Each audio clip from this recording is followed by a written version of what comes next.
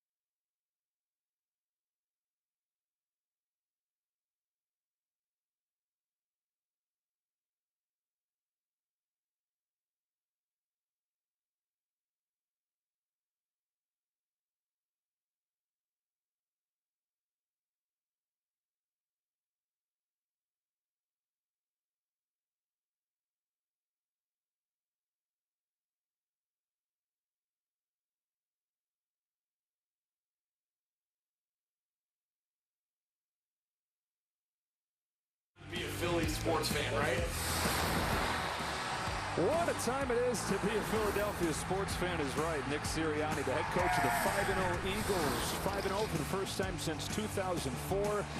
And a special, special day here today. And the weather's playing right along. 69 degrees, perfect weather for Game 3 of this division series. And the first home playoff game for the Phillies since October 7th, 2011. You were here for that one, and I mean, this place is amazing for big games, and they got a good pitcher on the mound for this one. They sure do. This has been a really great pitch series. I know it's only been 2 games, but each club has had a starter do what they need to do. For Aaron Nola, he throws 4 different pitches, and he throws a ton of strikes. This is going to be the first pitch aggressive hitter that the Atlanta Braves are against the first pitch strikes. He throws 70% strikes. There's the breakdown: fastball, knuckle curve, 2-seam, changeup. Look for a lot of fastballs away to righties, changeups in, and curveballs away. He has been on fire his last 4 or 5 starts. This is going to be a good one.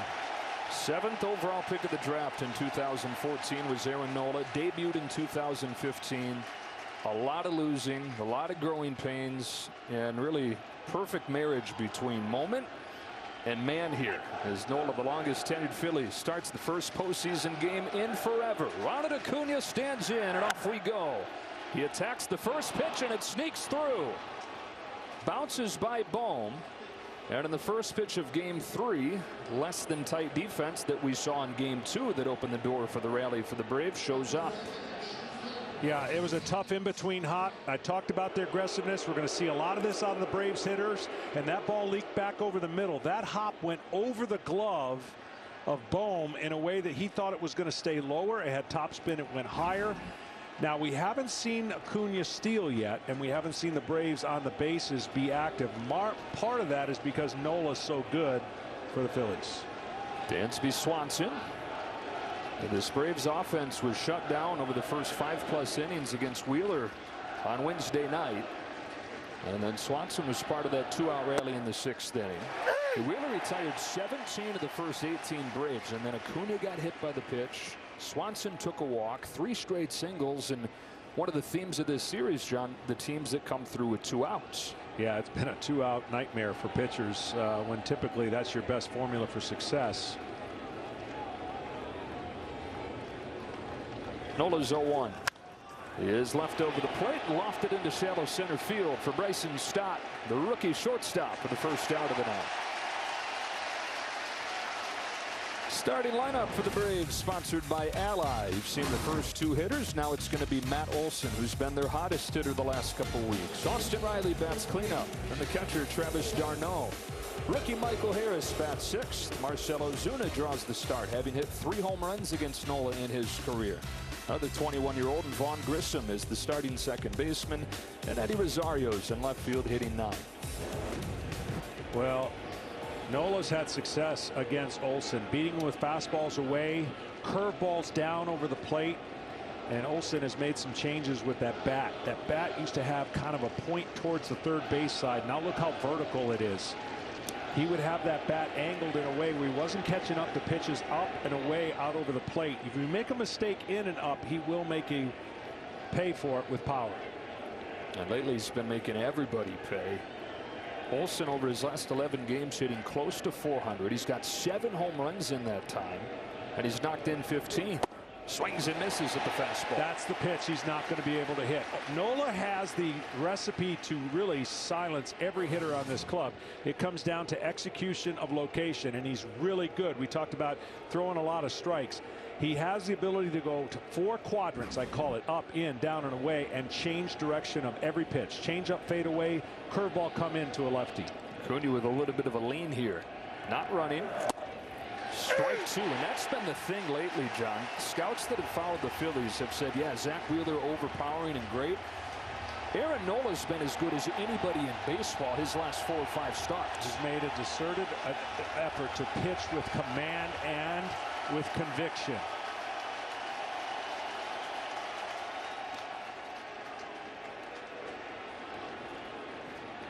So 6 2/3 scoreless innings in his postseason debut last Saturday against the Cardinals, and now has put up zeros in 27 of his last 28 innings.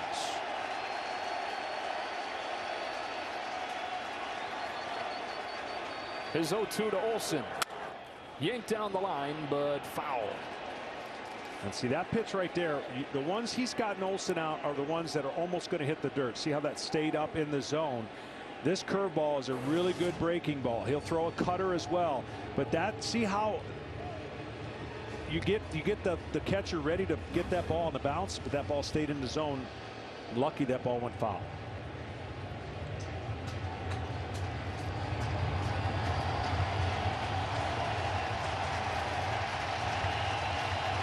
Olsen had a 3-run home run in the first game of this series on Tuesday, and that started the scoring with what was ruled the base hit. Now the ball over at first base. Rhys Hoskins said after the game, "I've made the play before, I'll make it again." Just didn't this time. Olsen got a hit and a run batted in out of it. On an 0-2, watches a fastball miss high. The reason you have to be really good away to Olsen, they got the big shift on him. If it gets over the plate, he'll hit the ball the other way. It'll be an easy single. I mean, this is as good a shift and big a shift you'll see against a left-hander. 28-year-old in his first year in Atlanta leaves it upstairs again. 2-2.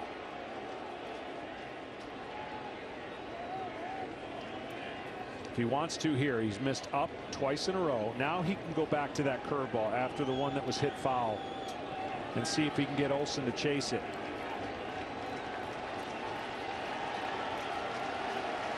Acuna's at first, one gone. Yeah, Nola's 2-2 pitch is a fastball, but to the bottom of the zone and hit foul.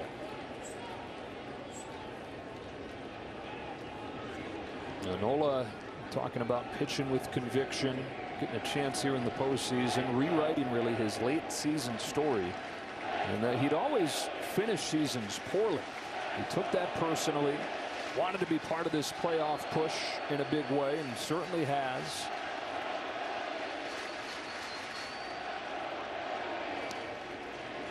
I mentioned the 6 2/3 scoreless innings, John, in his postseason debut. The game before that, in clinching a playoff spot, took a perfect game into the 7th inning against the Astros. Yeah, he's definitely in rhythm and connected to mechanics. I'm going to work hard against Olsen. His 7th pitch drops low, and the count is full as he took a changeup. That changeup is a real weapon. He's going to use it a lot against right-handers in. And that one just looked like a strike, but patience of Olsen staying off that ball down. That's an impressive take.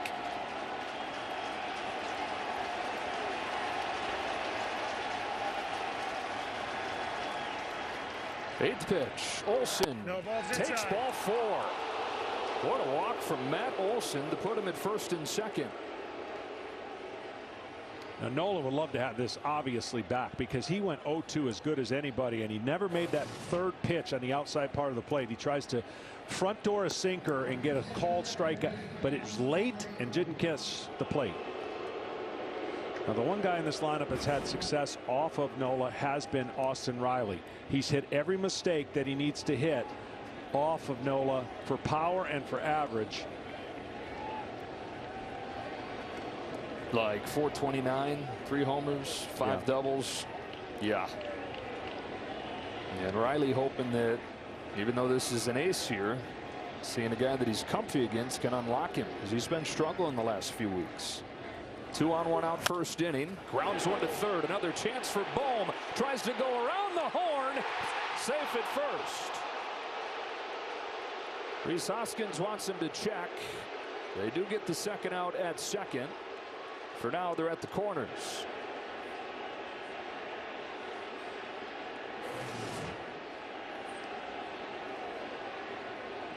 Another aggressive first pitch. Tough double play to turn, and they were close.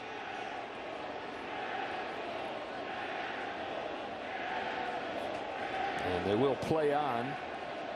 So the Braves are at first and third with 2 gone in this first inning, and it'll be up to the catcher, Travis d'Arnaud. Well, nobody has hit with more power on the first pitch than d'Arnaud.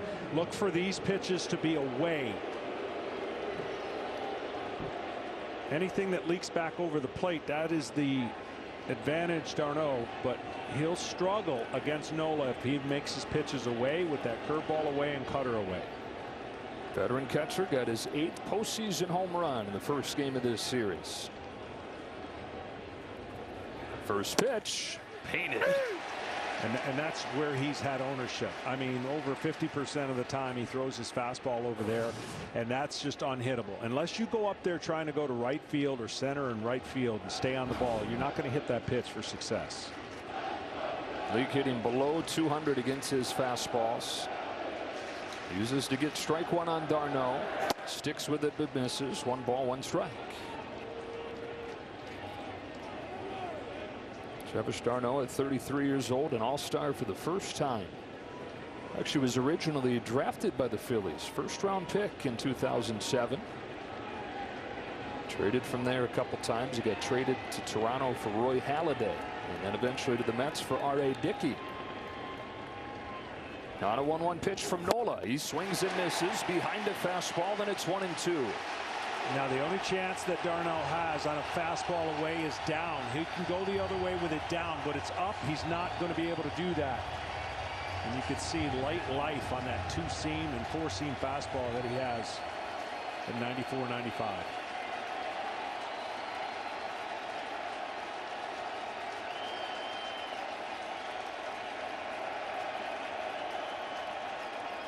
One-two pitch.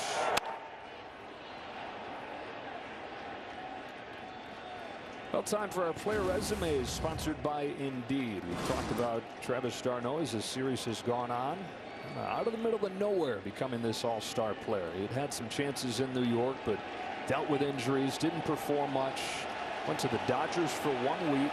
They dumped him to the Rays. Broke out there in 2019, and has become a key piece for these Braves the last few years. Trying to get him on the board in the first inning. On a 1-2 from Nola. A breaking pitch is bounced back to the mound, and Nola strands 2 in the first.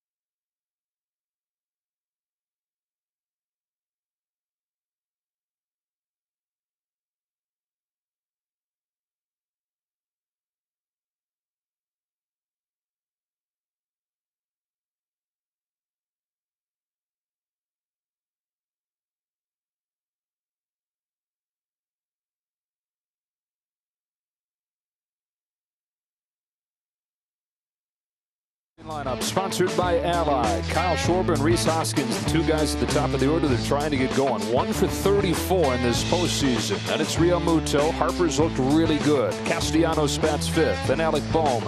Marsh, Segura, and Stott round things out for Rob Thompson. Against John, the one-of-a-kind Spencer Strider. Yeah, he certainly has been a one-of-a-kind. I'm interested to see what the Phillies' approach is going to be. Do they make him work and throw a lot of pitches knowing he's not going to be in there very long? Here's the numbers on the year. He strikes out just about everybody. It's crazy. Leadoff hitters, he strikes out at a 41% rate. But what you're going to see is the uniqueness of the delivery. He changed his delivery since college, comes over the top, and he has an extension of almost 7 feet when he releases the ball. That's why he's hard to hit. Always got to watch out first pitch with this guy who tried to crush that high fastball, and Schwarber came up empty. And what that means is he's not a very tall guy, but he gets down the mound, and his release point is as if almost 7 feet closer to the plate. So you can imagine 100 miles an hour. Like that. He has tremendous backspin. He has great ability to pitch in the strike zone where guys get swings and misses, which rarely happens with these kind of hitters today. That fastball that we've seen first 2 pitches, his rotation mate Charlie Morton called it a unicorn pitch. It's obviously got the velocity, but these days everybody's got velocity. He's also got the deception you're talking about and so much conviction every time he throws it. It's muscled to short and caught by Dansby Swanson. So where did Spencer Strider come from? Well, played his college ball at Clemson, but he hardly pitched there. He had Tommy John surgery and only pitched 4 games his last 2 years. So he was a 4th-round pick. Started last season in A-ball, reached the majors by the end of the year, started this season in the bullpen, moved into the rotation, racked up those strikeouts at an historic rate. And against the Phillies, John, a 1.27 ERA. The Phillies against Strider this year are now 7 for 73. Well, it's incredible. When he gets the 2 strikes, you could almost forget it. 118 batting average against. And we're telling you all this because I don't know how long he's going to be in the game. Talk fast, John. That's ball on Hoskins. There's the first slider. The slider has the ability and throughout the year has been upgraded to be a swing and miss pitch as well. Basically a 2-pitch pitcher. And when that changeup comes along, watch out, league. So you got the fastball that's the quote-unquote unicorn pitch. The slider that only Jacob deGrom gets more swings and misses on his slider.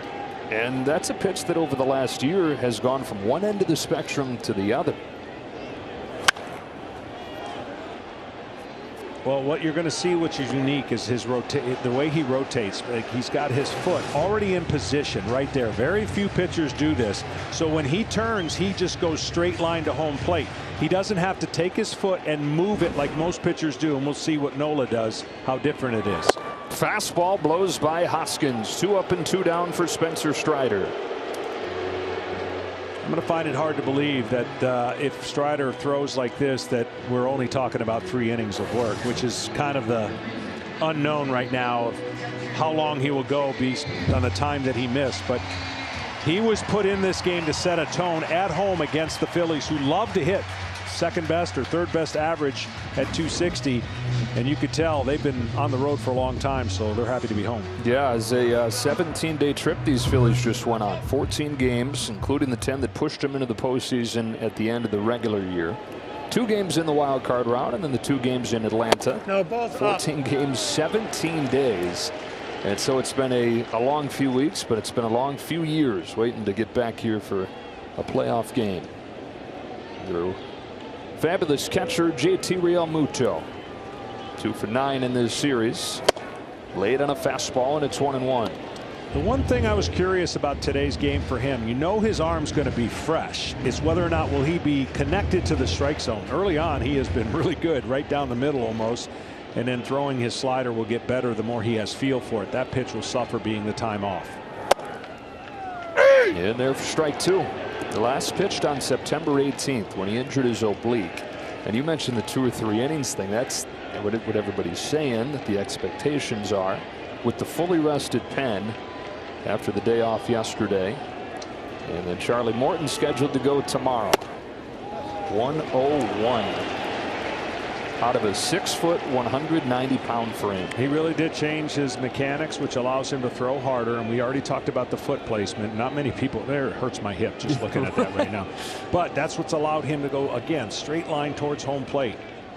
Goes down. 3-2.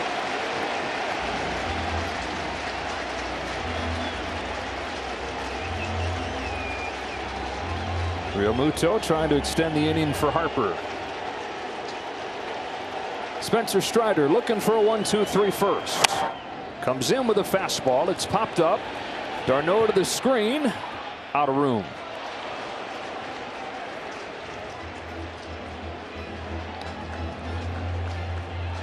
So, you know, we talk about slugging percentage, and most times slugging percentage happens for the more or less in the strike zone. 320 slugging percentage in the strike zone against Strider. That just tells you all you need to know about how good his stuff is and how hard it is to pick up, because in the strike zone is where most of the hitters do their damage. Out of the 3-2, and he got him. A fastball by Realmuto to finish off a 1-2-3 first for Spencer Strider.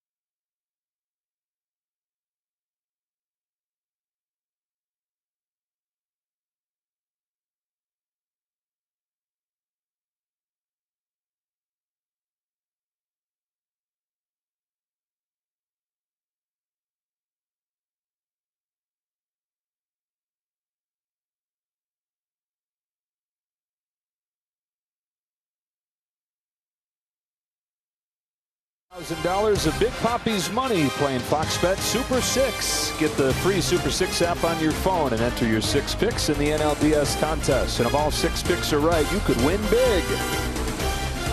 No score after an inning here in Game 3. The series is tied at a game apiece. Michael Harris leads off the second for the Braves and takes a strike from Nola. Michael Harris has had some success primarily on mistakes. Up and over the plate, he's done some damage against Nola. Yeah, 2 home runs in the regular season for Harris against him. First fastball, then a changeup, and strike 2.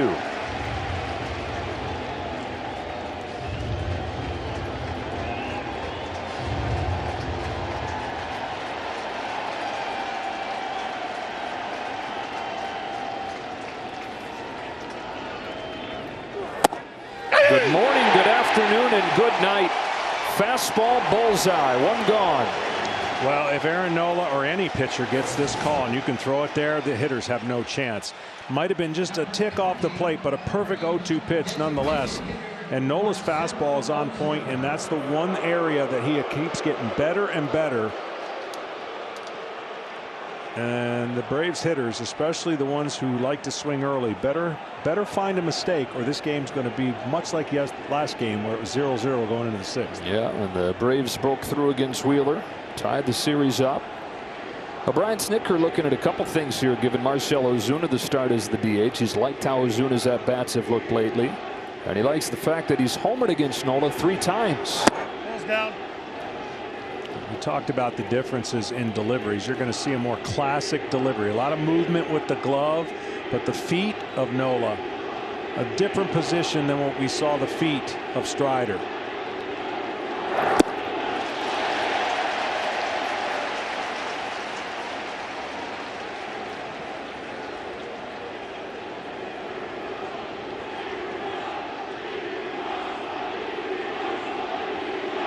Here's his 1-1.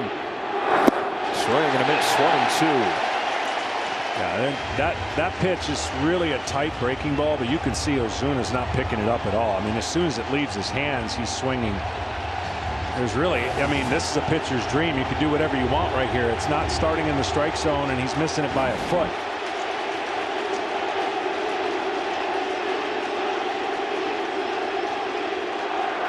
Back-to-back Ks and 2 out.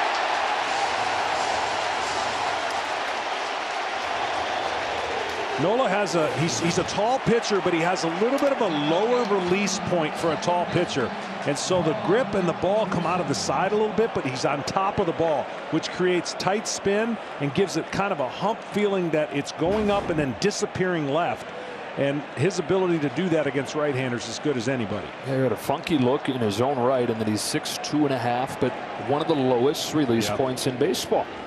Kind of a funky angle, too. Snaps one off to the rookie, Vaughn Grissom. Grissom getting the start almost by default, because the other option at second base for Brian Snitker is Orlando Arcia, who is 0 for 13 against Nola. And so they give Grissom his second at-bat of the postseason, and he finds himself in an 0-2 hole. This place is on fire. This is what it should feel like in October. You know, we measure everything in the game today. This is an extra adrenaline boost right here. And this is a 1-2-3 inning, striking out the side.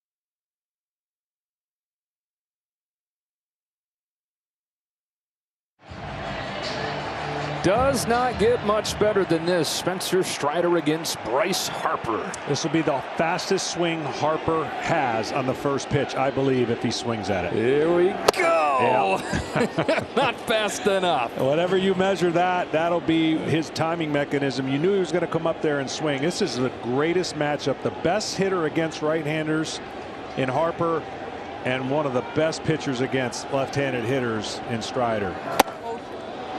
1 ball, 1 strike on Harper, who has looked really good in this series. He's looked a lot more calm in the sense that he knows coming into the postseason his swing wasn't great, so he's gone the other way. He stayed on the ball. He tries to hit a homer on the first pitch, and then he stays on the ball after that. On this 1-1, he chases up, and it's 1-2. Did hit a homer on Saturday. Keying the Phillies game 2 win over the Cardinals to advance out of the wild card round.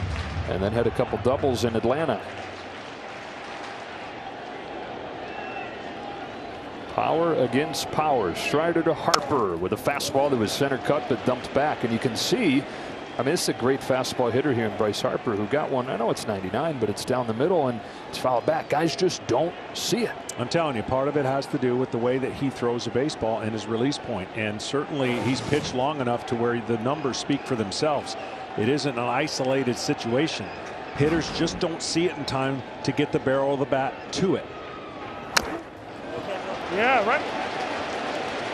Now here's where d'Arnaud and Strider got to be careful. And what I mean be careful is he's fouled off some fastballs. The temptation would be to go to the slider, but then that speeds up the bat of the hitter. And if his slider isn't sharp, Harper's going to do damage to it. This is the tough call, to stay with fastballs or go to slider. Went to the slider and buried it to get him. And it was a great one, right? But if it's not a great one, that's a pitch that can go a long ways, and give Strider the kudos on that one. That was just unhittable. After seeing 99 up and then come in with this, almost looked like a curveball.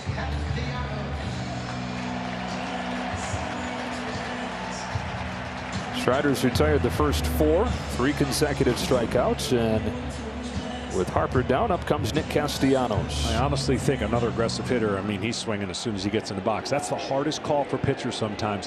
When do I go off the fastball that doesn't seem like he's catching up to it?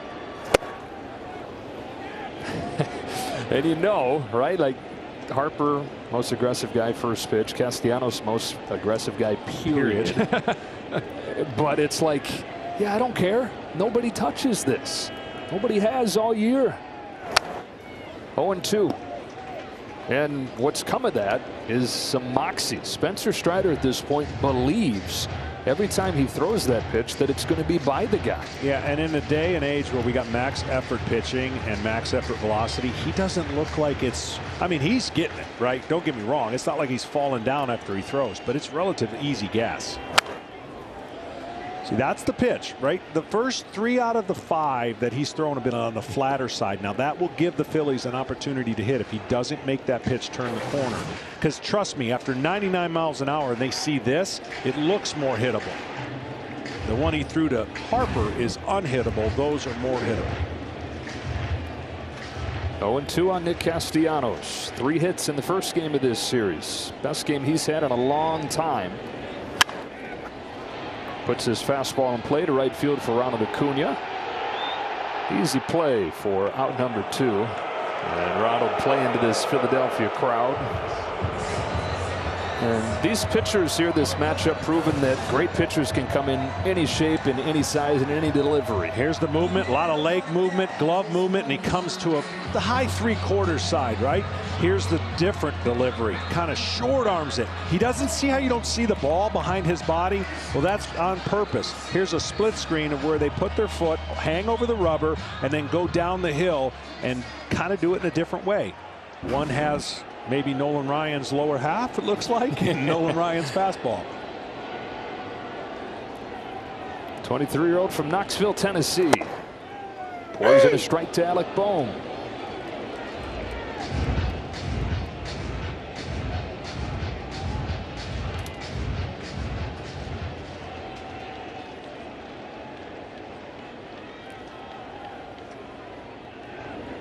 Every pitcher wants to pitch with the lead, and I said this last game, but the rhythm of the game allows each pitcher to be at their best when it's quick, crisp innings. You stay tight all the way, and then your team late gives you a run late, and you feel like that's 2 extra runs. Nola probably won't have a lot of time in between innings, and Strider, based on the way they're going, won't have a lot of time in between innings, which keeps them in rhythm. Bad news for hitters. I'm picturing the 2 guys at the park playing chess with the timer. Make my move, ding. The other guy makes his move, ding. Back and forth these 2 guys go. Good old-fashioned pitching matchup here in Game 3, like we had in Game 2 as well. Kyle Wright going 6 scoreless for the Braves. Wheeler fantastic until the rally in the 6th. 2-2 on Bohm. The other thing that I've noticed watching both these pitchers throughout the year, I don't think they care how many they strike out, because you can get obsessed with strikeouts and throw a lot more pitches to get them. At this point in the year, you got to get outs, and if you get quick ones, that's awesome. If you strike them out, that's awesome. Bouncing ball to first. Easy play, Matt Olson. Easy start for Spencer Strider. 6 up, 6 down for the Rook.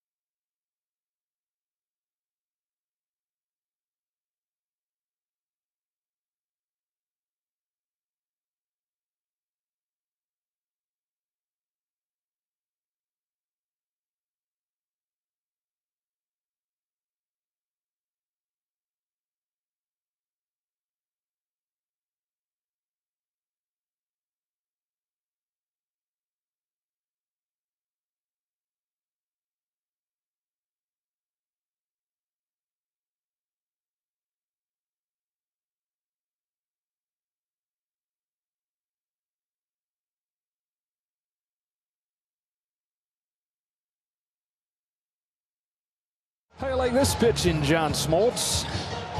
They're on point. That's what you dream about when you get to the postseason. Make your statement to the other team, knowing you're on your game and it's going to be a battle to get a run. 9-1-2 for the Braves. Eddie Rosario pulls the first one that he sees into the shift. Gene Segura, 1 pitch, 1 out for Aaron Nola. Good coverage beyond the expected with T-Mobile this postseason. Stream your team home or away and in the air with free Wi-Fi. Nola's been so good. He has over almost 50% of 1, 2, 3 innings. Right, as a pitcher, you dream of those. You want clean innings, and he does a great job throwing one of his first 2 pitches for strikes at about a 90% clip. So this could be 2 pitches, 2 outs. I mean, as aggressive as some of the players have got to be on each team, if you make your pitches, you can get through this game and less amount of pitches than normal. Yeah, 8 of 9 first pitch strikes, first time through the order. Ronald Acuna. Nola, knowing how aggressive he is, wrinkles one up there. Acuna put a ball in play to begin the game that found a hole on the left side, bounced under the glove of Bohm, but he was stranded at third. On this 0-1, Acuna pulls it to Bohm, who's got it on a short hop. Another try. The throw is low, though. Acuna's back to the bag safely. Hoskins didn't have the ball in his glove. And the Phillies, who for a lot of the regular season were defined by how ugly the defense was, it's been ugly the last game plus now. Yeah, a little bit uncharacteristic. He makes a great short hop and then really maybe just didn't put enough on it, and it sinks. And that's the in-between nightmare for the first baseman. When you got the cut of the grass, it's not your traditional short hop. And that could have been an ugly play right there for both players trying to avoid each other. But see how the ball just dives in, hits the cutout, and then Acuna really couldn't get to the bag other than stepping on Hoskins. But nonetheless, what looked like a routine out has turned into, in the playoffs, a rally. Anytime someone gets on first base, it's a rally. It's a rally. Yeah. Well, Nola was able to get out of the rally in the first inning with no damage. And they'll try to do the same here against the teeth of the lineup. Strike one on Dansby Swanson.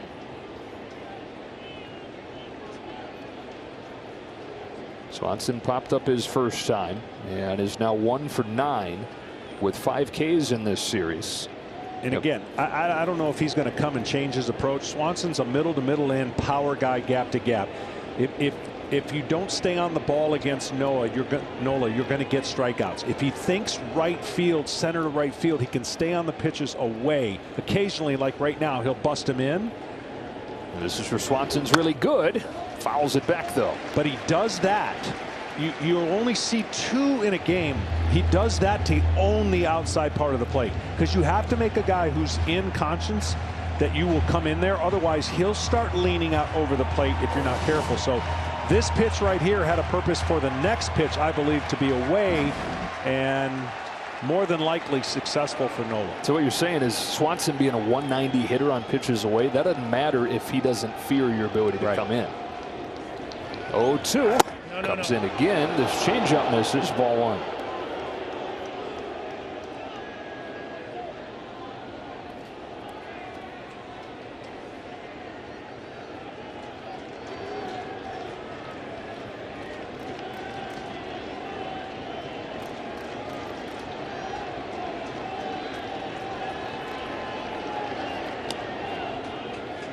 Only one other person, I wish I knew who it was, threw over to first base more than Nola.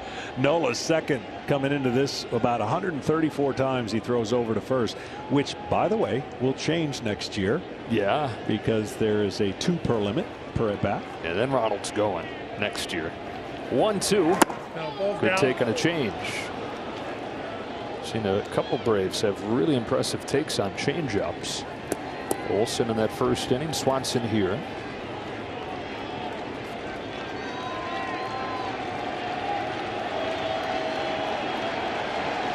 Former 7th overall pick against former 1st overall pick.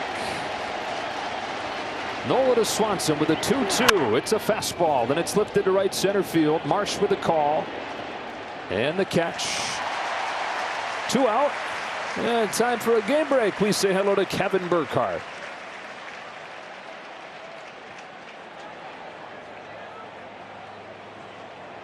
First baseman Matt Olson.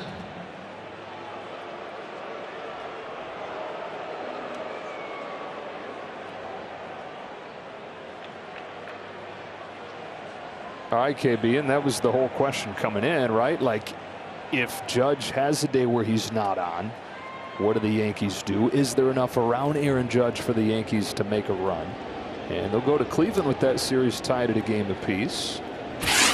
Other division series in the National League outside of this one, 1-1 as well. Dodgers and Padres go down to San Diego on FS1 tonight.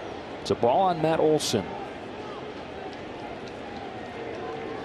Zach Gallen is your answer. Zach Gallen. Yep. Throws over to first more than Nola. Nola's, I mean, Real Muto's got to be like, I got you, dude. Like, nobody runs on me. You don't have to help me that much. Here's the 1-0. In on him with a fastball, straight up and straight down for Alec Bohm, sidestepping that mound, which is not an easy thing, but he's got it. And Nola pitches around the air.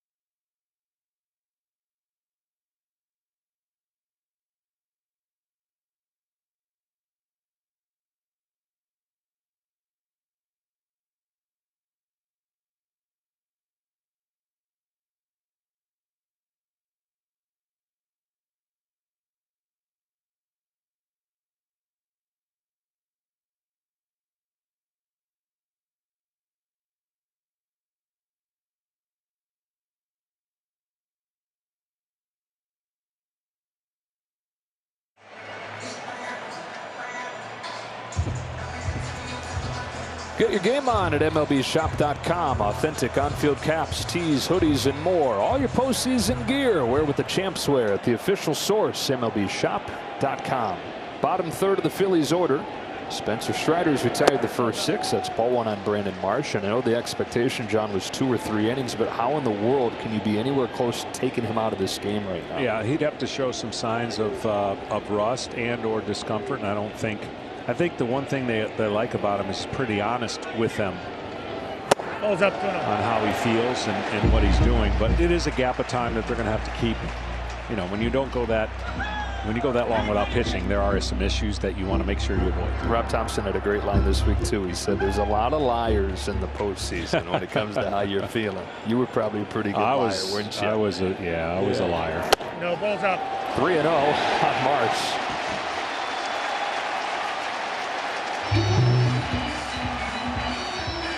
Brandon Marsh was acquired at the deadline. Rob Thompson has loved this player from Georgia originally and then debuted with the Angels. Helped stabilize that outfield defense.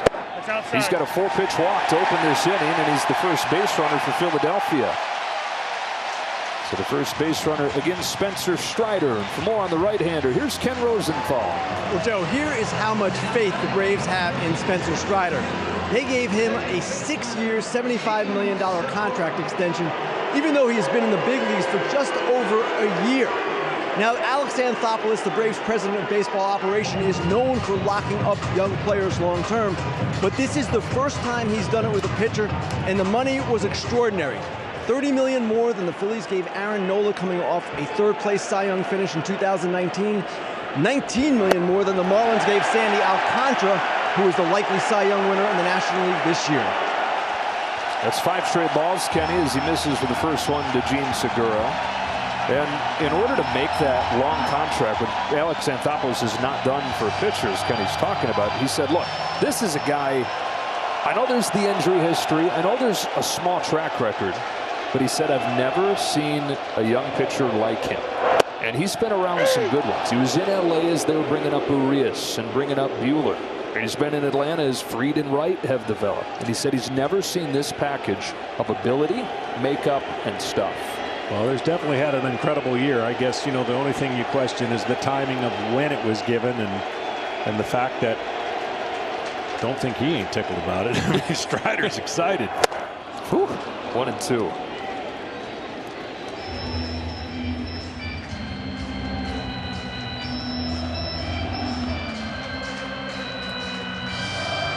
The Phillies with their first traffic against Strider. Marsh has good wheels.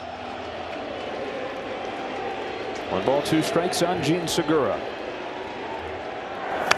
Fouls it back. Every once in a while during the season, he got a little command-oriented off, and that's one of the things.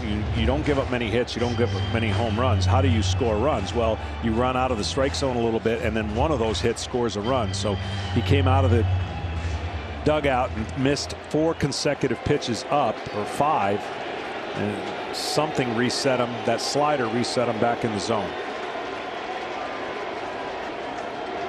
Another 1-2. He goes back to the slider. Segura lays off. 2-2.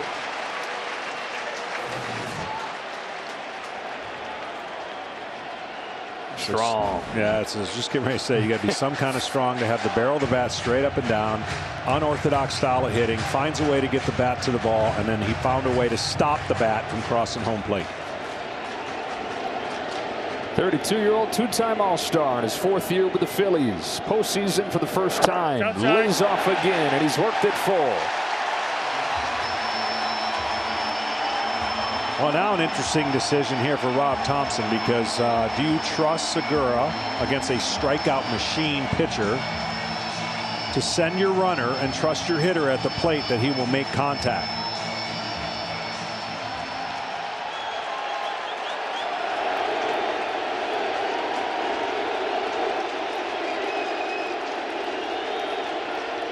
Not running. Fouls it back. Woo! To get the 97 up there. Gene Segura missed 2 months earlier this year with a broken finger. He had surgery on that finger, came back in early August, and just has one of those swings that he can miss a couple months like that, and he comes back and it's line drives all over the yard. Yeah, he may not hit for a lot of extra base hits with against right-handers, but he can find some hits. On the 8th pitch, down swinging on a filthy slider from Strider. I had no intentions in rhyming. That just came out that way. You know what's interesting about his breaking balls is that no 2 are the same, right? He threw a couple that were up and flat, and then that one looks more like the curveball, and that's what makes him unique. You see the spin on that ball and the tight spin away from the strike zone. 4th strikeout for Spencer Strider. People at home are saying, why do guys swing at that pitch? That's a ball. Yeah. Well, yeah, but you got to protect against 99, and that tight break is hard to do. Rookie matchup here with Bryson Stott, who takes ball 1.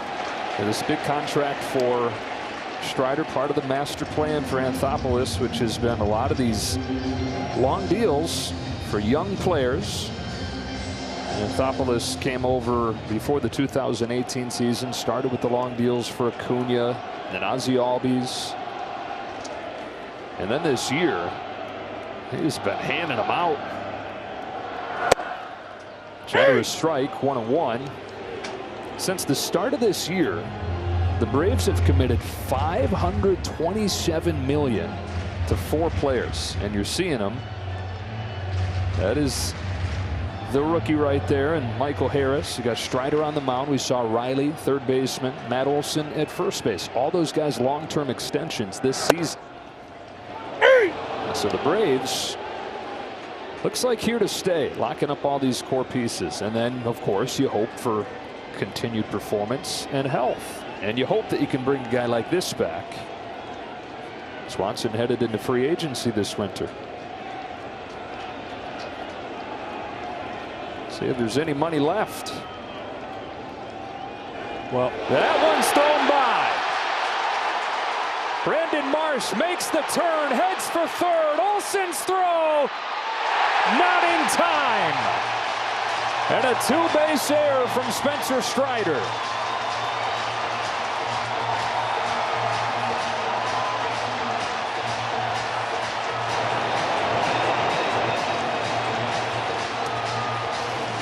Well, he was going to be out with a good throw, but it's a long throw that Olsen had to make. But he made his mind up right there. When he saw the ball, he goes, I'm going to third. Olsen gets it in plenty of time, but the short hop, and off the bag gets Marsh to third. With a strikeout pitcher at the plate. Now, if Stott can put it in play, the Phillies could have the lead. Changes everything here. Infield comes in for the Braves. Strider comes home. 2-2 on Stott, who suddenly finds himself in a key spot early in this game. Well, he has struggled. If he has one pitch he struggles, a 95 or above fastball is where most of his strikeouts come in. I wouldn't expect anything different out of Strider here. Pump a heater with 2 strikes. He did, and he stayed alive. And that's all Stott wants to do, is if he can find a pitch that he makes a mistake with the infield in, you don't have to hit it very good. You just have to get it over the heads of the infielders. Phillies raced out of the gates in this series, had the early 7-1 lead, looking for their first run since the 5th inning of Game 1. Can Stott give it to him? Now, Bryson Stott, his first month in the majors this year, he missed on a third of his swings. The last 2 months, he only misses on 1 of every 10 swings. Yeah, he's made a nice adjustment. They really were beating him up. They were worried about the fastball that he wasn't getting to. And over the course of the season, he's done a much better job making that adjustment, to your point.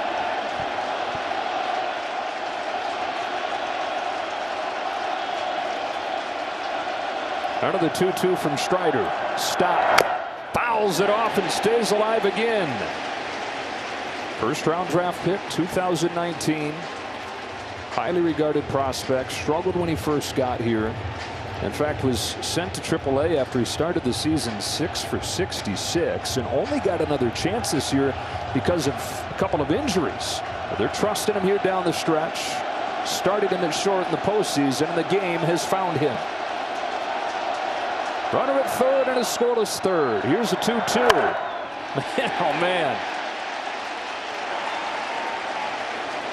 Well, he's doing everything he can to spoil him. The pitch up and in over the plate at the top of the zone, he would not be able to do that. The pitch away, if he's in a defensive mode, he can do that. And again, the same dilemma. 2-2, a bunch of fastballs. Do you go to the slider, but that's a speed-up type pitch to a left-handed bat who can't catch up to the fastball. On the 9th pitch, Stott comes through. The Phillies take the lead. What a battle from Bryson Stott. 1-0 Philadelphia.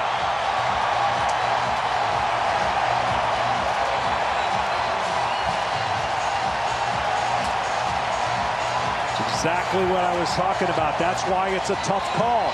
A guy's not catching up to your heater. He's fouling off. So you try to go to the kill pitch, but this speeds up the bat, and it gets the barrel to the bat, and it allows him to do exactly that, hook it down the line. As a pitcher, you're like, I don't want to throw 6 more pitches and have him fouled off. Let me go to this pitch, and that pitch is the one that he hits. Bryson Stott's first career postseason hit has the Phillies on the board for the first time since the 5th inning of Game 1. Great job by Stott, fouling off the fastballs and getting him to that pitch with 2 strikes.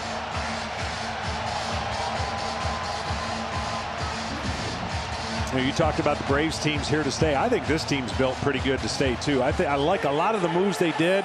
I know it wasn't going well in early June. This team had no There was no speculation that they were going to be in the playoffs based on the way they were playing, but all those moves started to come together, and this offense, which I think can carry some of the warts that the team had, did their job, and they got on a roll, and they've been connected ever since.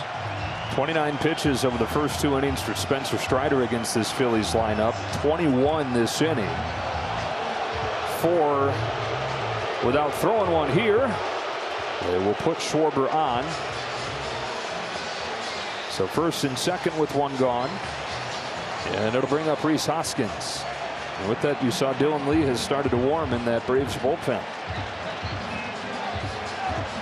So Schwarber won't get a chance there, but Hoskins will after they went 0 for 2 combined in the first inning, 1 for their last 36. And again, a first pitch slider would concern me a little bit throwing to Hoskins if you're thinking along the lines of Darno and his pitcher.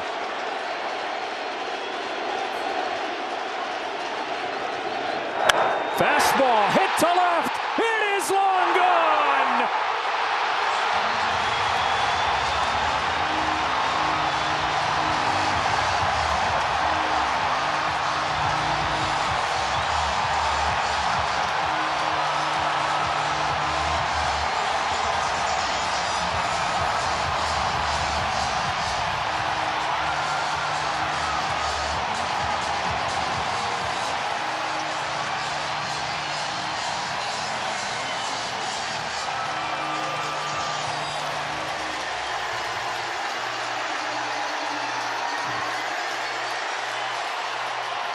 That is how you make a statement when you've been struggling. That's how you make a statement when you had a rough play in the infield.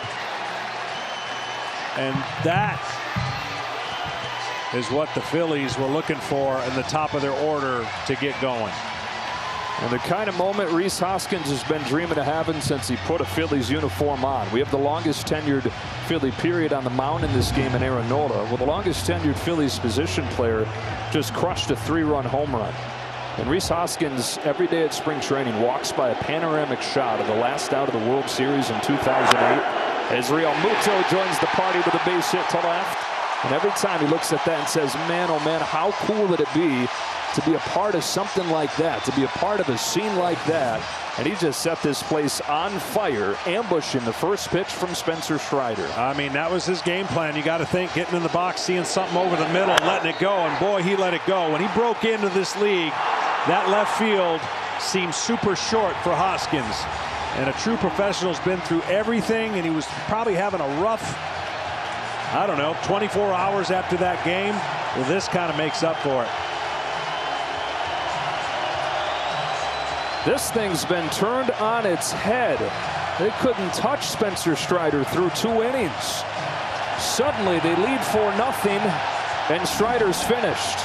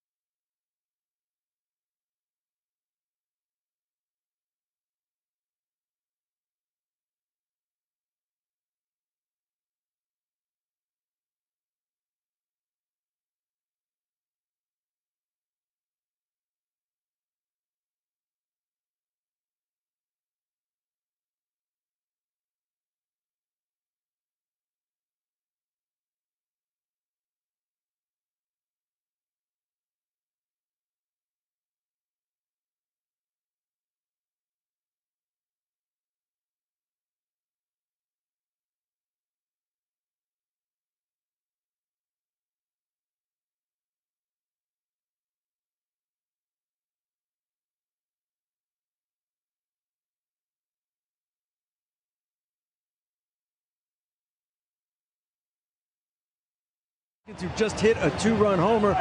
Reese, you saw the long at bat with Bryson Stott. What was your approach coming up to the plate with the first pitch? I mean, we all know he throws hard. He's got to be on the fastball there. I was just lucky to get one in the middle of the plate and down. And he's tough to hit, right? He's tough to square up. That's why he's pitching in this game. Yeah, I don't know. I don't know after that. I don't know if my feet touch the ground. After all your struggles, what did that home run mean to you? Just trying to win a game here. Regardless of what I'm doing, the Phillies are winning games. That's why we're here. It's 4-0 here in the third. We got a lot of game to play, but it's nice to be on top. Reese, thank you very much. Joe, back to you.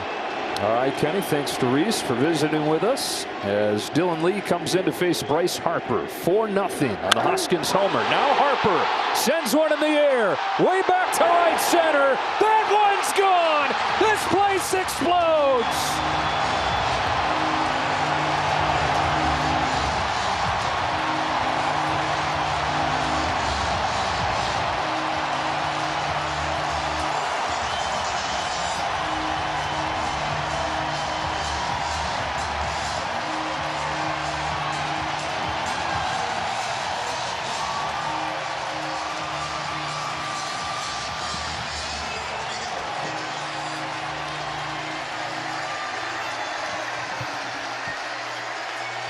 Four straight hits in a 4-pitch span for the Phillies, and it's 6-0. 17 days on the road. We talked about in the open how they love to hit at home.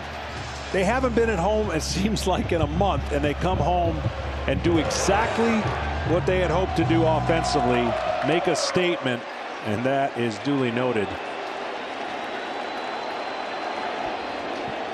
Castellanos now. This looks like batting practice.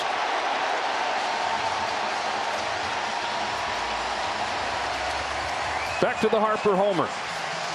Well, both guys got a pitch they wanted to hit, and they didn't miss it. Center cut, shorter porch, doesn't matter with Harper.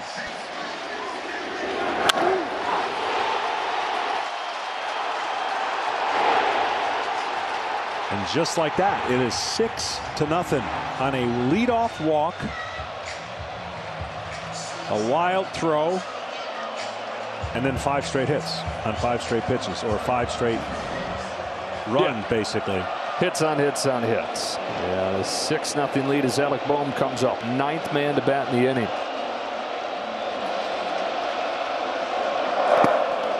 Well, Kenny got Rhys Hoskins. Now he's got Bryce Harper. Bryce, home run off the left-hander. First pitch. What's your thought process going in? Yeah, I was just fired up, ready to go, ready for pitch one, and I know he likes his heater, so ready for it. What is it like in this building right now? It's incredible, unbelievable. These fans showed out for us each and every day, and they continue to do that, and this is incredible right here. What an atmosphere. We got a long ways to go, but good spot we're in right now. Bryce, thank you very much. Bohm pops this one up, right side of the infield. There's Grissom. And this is the kind of day that Bryce Harper signed up for. The 13-year contract. Said he wanted a city that he liked. He wanted a park that he felt like he could hit in. And he wanted a team that he felt like he could win with. And it's been a bit. 3 seasons, no playoff trips. It's part of his first postseason series win in the wild card round in St. Louis. And now gets to enjoy this, the kind of day that he had envisioned when he signed the 13-year deal. You know what I think? Kind of subconsciously, he also wanted the Phillies to be relevant in October and not just about football. Oh, by the way, the football team's pretty relevant, 5-0, but now they're having to share the glory a little bit with this run that the Phillies are on. Strike on Marsh. Started this inning with a walk.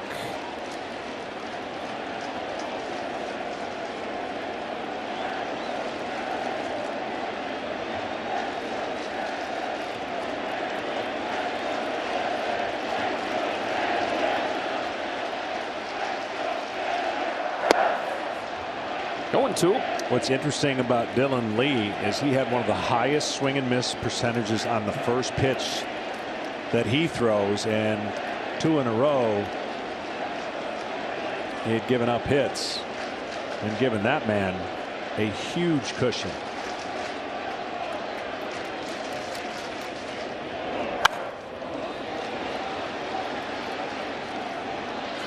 Nola's looked great through 3 scoreless innings and has put up zeros now in 30 of his last 31 innings. And the Phillies now with a 6-run lead for him.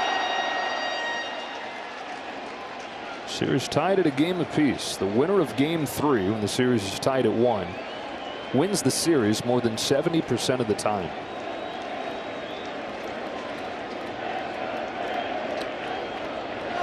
Yeah, it's kind of tied to game 1. The results are about the same, right? 1 and 3. Best of 5. Your memory and your tension has less times to recover from either an unexpected win or getting behind. In a best of 7, you don't have to worry about the narrative pretty much until game 3 or 4. In a best of 5, it's really the team that jumps out early, puts on a lot of pressure, no matter what team is being put to the test down 2-1. Out of the 0-2 from Dylan Lee. No, Marsh watches ball 1 just off of the plate. Veteran crew chief Bill Miller's back there tonight.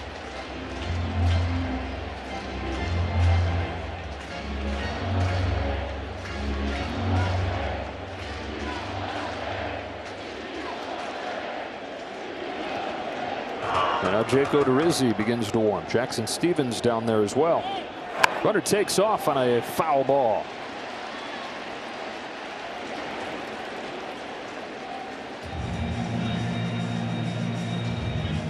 Spencer Strider went 6 up and 6 down. Was cruising. And the Phillies with 6 in this 3rd inning. I know it doesn't seem like much, but I'm telling you, that tough decision to throw that slider there on 2-2 kind of changes the narrative of your mindset and maybe your invincibility that you may be feeling. Even though he wasn't going to go a long time, it just really changed the way Strider approached the rest of the hitters after that. Out of the 1-2, Marsh takes ball 2. And this is the kind of thing that the Phillies have done throughout the year. They may have a day like Wednesday in Atlanta where they get shut out on 3 hits, but then they can come back the next night and look like the greatest offense ever. I've always liked their lineup, and I've been kind of dumbfounded at times when it looks like they go through stretches where nothing's connecting. But when it is connecting, they got power, they got a little speed. And a pop fly into shallow center field for Dansby Swanson to bring this 3rd inning to a close. Wow. The Phillies offense comes to life in a huge way. Hoskins with a 3-run shot. Harper with a 2-run home run of his own. And here in game 3, it is 6-0 Philadelphia.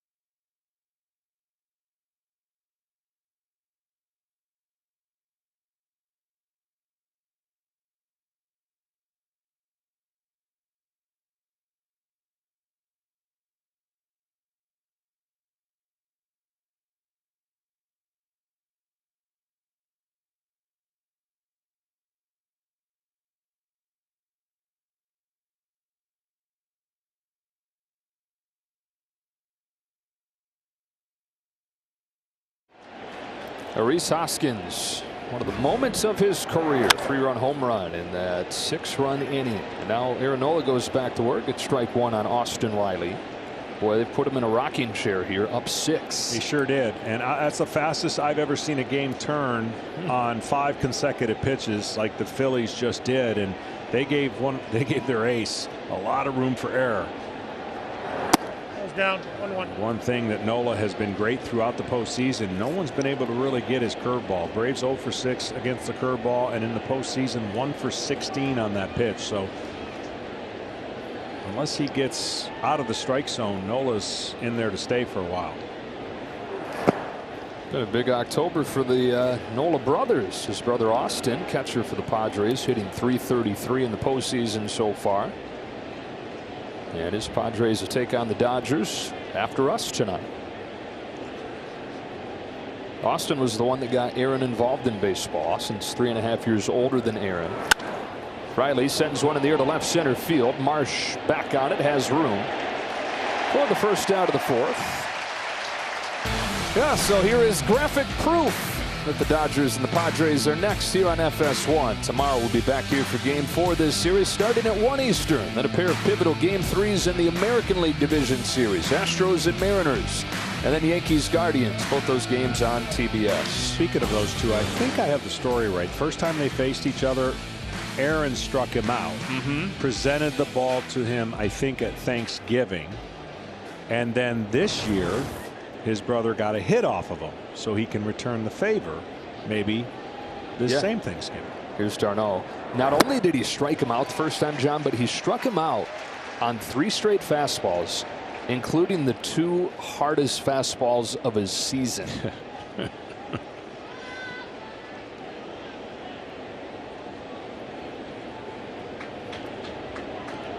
That's outside. 1 ball, 1 strike. The one thing that people don't really understand, the importance of the fans, and in the tension of a postseason, when the fans are at a heightened alert, right? A walk, it's a rally, anything that happened like there, a throw away from the first baseman. It is so intense that they're into it. Regular season game, not as much. So you get adrenaline as a pitcher that can work for you or against you. Once you learn how to use the adrenaline for you, you get that extra mileage on your fastball and your extra crispness on finishing a hitter, because the regular season, if there was 2 strikes on this batter right here, they wouldn't all be standing for a strikeout. Yeah. They do that in the postseason. That's ripped down the line. d'Arnaud deposits it into the corner, and he's got extra bases here. His solid postseason continues with a 1-out double. I remember the first time experiencing it when we went from worst to first. I think I threw my first 7 or 6 pitches up high. Couldn't get the ball down. I mean, the crowd, it was unreal. And then you learn how to do it. And it's an adrenaline that is unmatched that you could ever go through, short of your first All-Star game. But the playoffs are so special. Once you get a taste of it, you want it for the rest of your life. Here's Michael Harris getting a taste in his first season. Still looking for his first hit in this series at 0 for 8. And the people, John, that know Aaron Nola best, they say one of the reasons they wanted so badly for him to have a chance to do this was because they figured he would be wired right for it. Pitched in a lot of big games at LSU, and has pitched in big games in Philadelphia, but nothing like these last 2. Postseason debut, a wild card round in St. Louis, and then this one tonight. Well, his preparation and work ethic is second to none from what I understand. So everything he does to go about to get ready to pitch and make his starts, you know, it just seems like that's in his DNA wheelhouse to get to a game like this.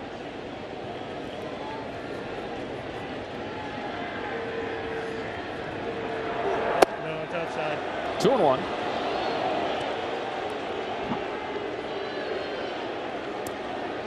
We watch offense get him 6 runs. He got about a half an hour rest there. How long before you start to worry a little bit about rust? Well, 30 minutes is the one good thing, short of an injury that takes you away from the time of the game. You know you're getting runs if it's 30 minutes. Right. So it's the push and pull that you'll deal with. Make it worth it, boys. But when it's 30 minutes, it does. You find yourself, okay, great. All right, 3 runs, great, 4, 5.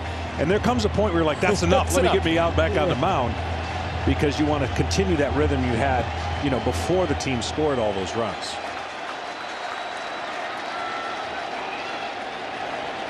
2 balls, 2 strikes on Michael Harris. Darno at second, 1 gone. Here comes. Pounds it foul. Enjoy the thrill of the postseason with the MLB app. Get daily lineups, live pitch-by-pitch coverage, and more in our free app with over 150,000 reviews. Download the MLB app today.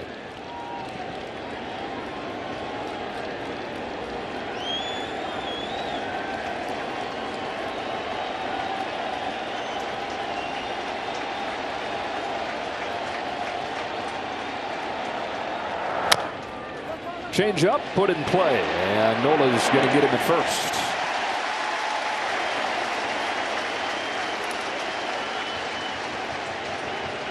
Well, let's see if Ozuna makes an adjustment. He saw 3 curveballs, and I don't know what length bat it would have taken for him to hit the pitches that they were thrown. So I wouldn't expect anything different here if I'm Nola. But let's see if Ozuna makes a change to his approach. Brian Snitker had to be sitting there saying, "Oh, what in the world?" I'm talking about how I like your at-bats lately, how you've seen Nola well through the years, and then that's what I get.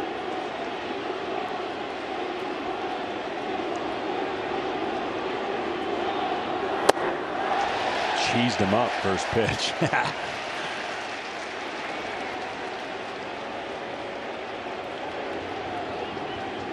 Now he's really in Ozuna's head and not knowing. I mean, I just saw 3 curveballs in a row, and then you went fastball center cut. Now what? Let's find out. No, ball's inside. Backup breaking ball.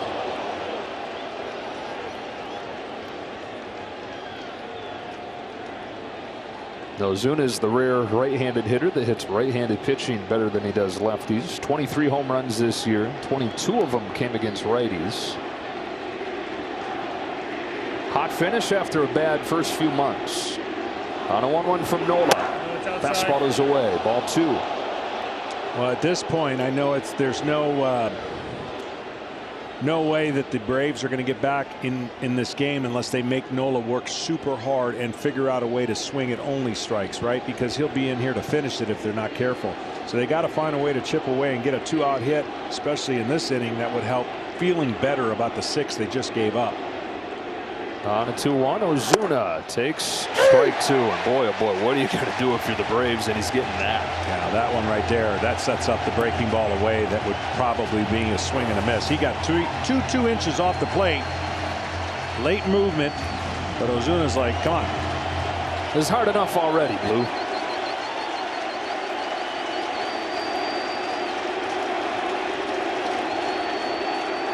Struck him out with a breaking ball. Everything going the Phillies' way. 6-0. Middle 4.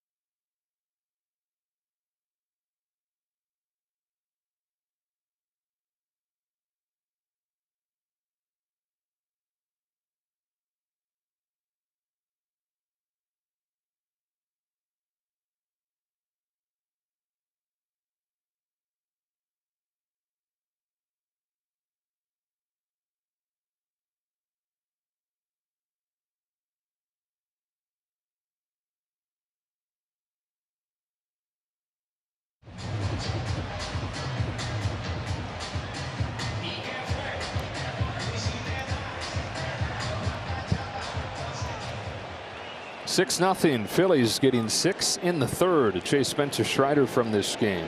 Jake Odorizzi takes over for the fourth. Gene Segura takes ball 1. Well, Odorizzi, he's not necessarily going to miss a lot of bats. He's want to create spin, two seam, and then cut his fastball and try to keep the ball out of the middle of the plate. Braves got him from the Astros at the deadline for Will Smith. His 1-0 pitch is a little high, 2-0. And really what they're going to hope he does with the score being 6-0 is how many innings can he save the bullpen for if this game doesn't go the way, if they don't rally and come back, they're going to need every resource with tomorrow with Charlie Morton on the mound. That's outside. And you kind of get back to that discussion, who to start game 3, why choose Strider here instead of tomorrow, and make an argument either way. Today becomes a bullpen game. You've just got to hope that Morton can be better tomorrow than he's been for a lot of this year, or that's going to become a bullpen game too. That's a hard way to live. No, it is a hard way. I think, the decision really is a tough one when you talk about the unknown of what you're going to get from a young guy who hadn't pitched in a while. I think what they thought is that Charlie Morton is the known commodity in the postseason. Regardless of if he's locked in or not, the moment won't get him. And depending on what happens in this game, it won't matter to Charlie Morton tomorrow. So the one thing we know about the theme of the postseason already in the new formula has been, if your pitcher goes out and does what he's supposed to do and, let's say, gets into the 7th inning, record 7-2. The short outings are more of a flip of the coin than try and get your ball club to the end. That's a theme as old as the game itself. Yep. Strike 1 on Bryson Stott, who started the scoring with a double. Let's check in with Ken. Well, David Adler of MLB.com just tweeted that the fastball Hoskins hit out for the homer was the slowest, or tied for the slowest, of Spencer Strider's career. So it's certainly fair to ask if they waited an inning too long. But their thinking today, guys, was... Riley, Scotty, go ahead, Ken. The thinking simply was that they could empty their bullpen today. Brian Snitker told us before the game their bullpen was in the best position it could possibly be in.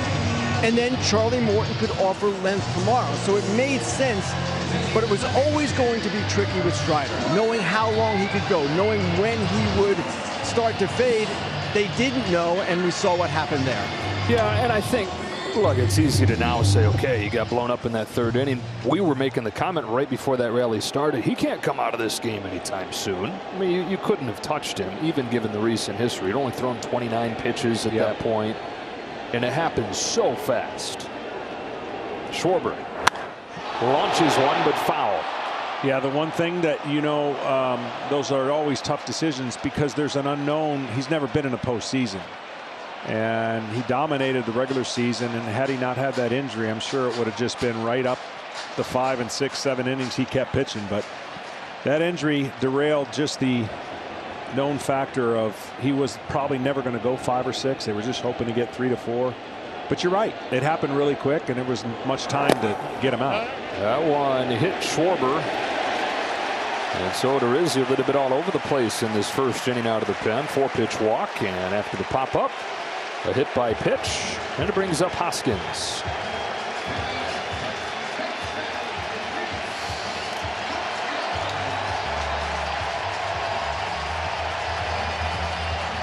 We'll let that ovation from this crowd wash over him. 6th season, and has certainly had his ups and downs. He'd tell you he's a very streaky player. He can go on some runs where he'll carry an offense. But then that makes it maddening when he goes into the kinds of slumps that he's been prone to throughout his career. This year, 4th consecutive year of at least 25 home runs, and it was his most consistent one yet.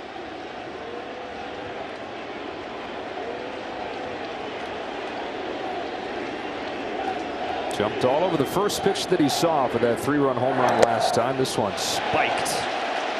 And for more on Hoskins, here's Ken again. Rob Thompson told us before the game that he spoke with Rhys Hoskins yesterday in the training room, and he told Rhys to get lost in the team, meaning just try to do whatever you can to help the team win. I spoke to Rhys before the game, and he said it's easy to do with this team. They are very supportive of each other. And also, while he can't ignore all the noise around him from fans and media, he said he also takes solace in his family. His father Paul is here, his sister Mel, second-year medical student at Penn State. They got him through it. Listen, the postseason is a magnifier of the worst and the best in a too short of time. It's unfair, but it is what it is. That's what makes it so great and so nauseating. Because if this were just a stretch in the regular season, it would be a stretch. 1 for 18 happens more than you know. It just can't happen in the postseason in everyone else's mind. So, you know what? This guy's got such an unbelievable swing for power in this ballpark. I believe him when he says he's a streaky hitter, and those things will average out. Power will not disappear from his swing. Yeah, the valley of the 1 for 18 start and the defensive mistake the other night in Atlanta that opened the door for the 3 Braves runs. The peak of probably the biggest swing of his career here today. No, it's outside. 1 game later. They call it the mind monsters you got to battle in the postseason. They don't ever come to you in the regular season after you're 0 for 8 in your first 2 games. They don't say, what's going on? How can you not get a hit? Are you nervous? Like, they don't do that. But if you don't get off to a good start in a postseason, they kind of focus on it. 2-2. Hoskins was a 5th-round draft pick out of Sacramento State. Never on any prospect lists, even though he hit at every level that he was at. Debuted in 2017, set the world on fire. He had 18 home runs in his first 34 games. That was more than any big leaguer ever had in that short a stretch of time to start a career. Fastest Philly ever to 30 home runs. Fastest ever to 100 RBIs and 100 walks. And in the postseason for the first time this year. Fouls this one back, stays alive at 2-2. Well, and that start to his career, boy, he did not miss a pitch in his zone. And then, and I don't know how much this had to do. I mean, you always can say he got hit in the face, and that changes some of your, I don't know, to some people it's no big deal, but he's always had, like, this ballpark is meant for him. That left field porch, meant for him.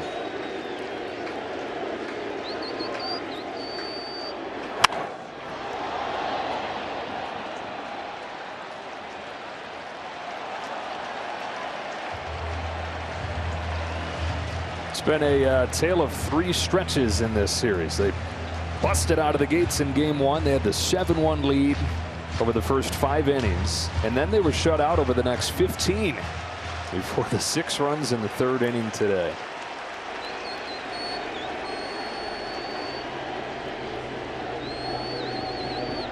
Out of their 2-2 to Rhys Hoskins.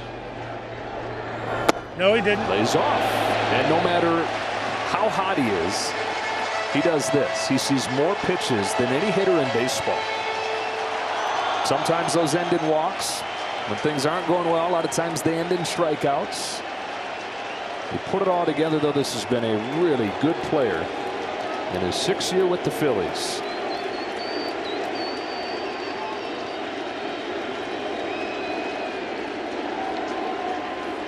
The payoff. Hoskins swings through it. 2 out.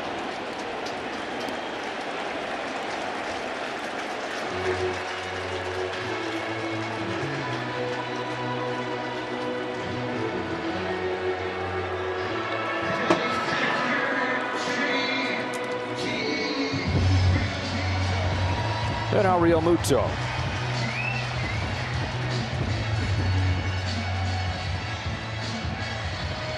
I asked Rob Thompson, I mean, we always talk about these numbers as players, home road splits, how do guys, I mean, I just said, can you explain the success they have here at home? And he said, I really can't, other than familiarity, right? I mean, they just love to hit in this ballpark.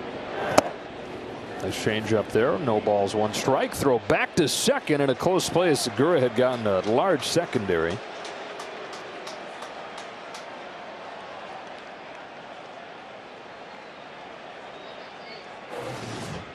This was an interesting developing play. The throw was made before he could get there to the bag, and a good throw.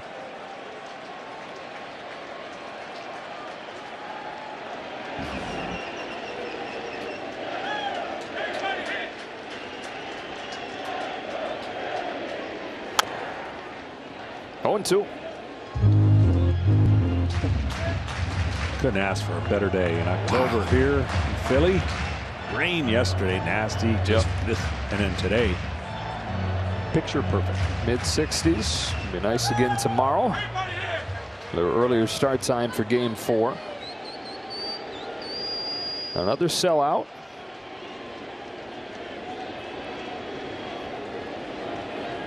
Two on with 2 out and an 0-2. The Eagles at home Sunday? Yeah, against the Cowboys Sunday night.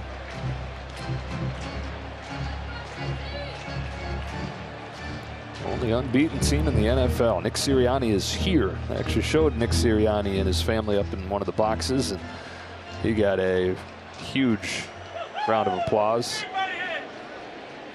What a time to be a Philly sports fan. Another 0-2 pitch to JT Realmuto is fouled off. You know, I've always loved when crossover sports feel the energy, right? Whether it's remember, there you see the coach right there. Whenever there's teams in the city doing well, you share in it and you feel good about it. I remember when the Cleveland Indians were in the World Series against Chicago and LeBron James was playing for Cleveland, and just the buzz in that city. They had waited so long for a World Series. Unfortunately, it didn't go their way, but the buzz was unbelievable.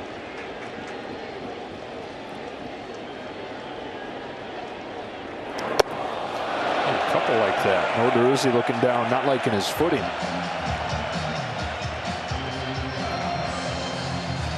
don't know how Darnell caught the first one. I have no idea. That one was a little easier to catch, but you never anticipated as a catcher, as both catchers are talking about it. He just spikes it. And that one at least came back as if it was thrown in the air on the outside part of the plate. Yeah, hit him right in the chest.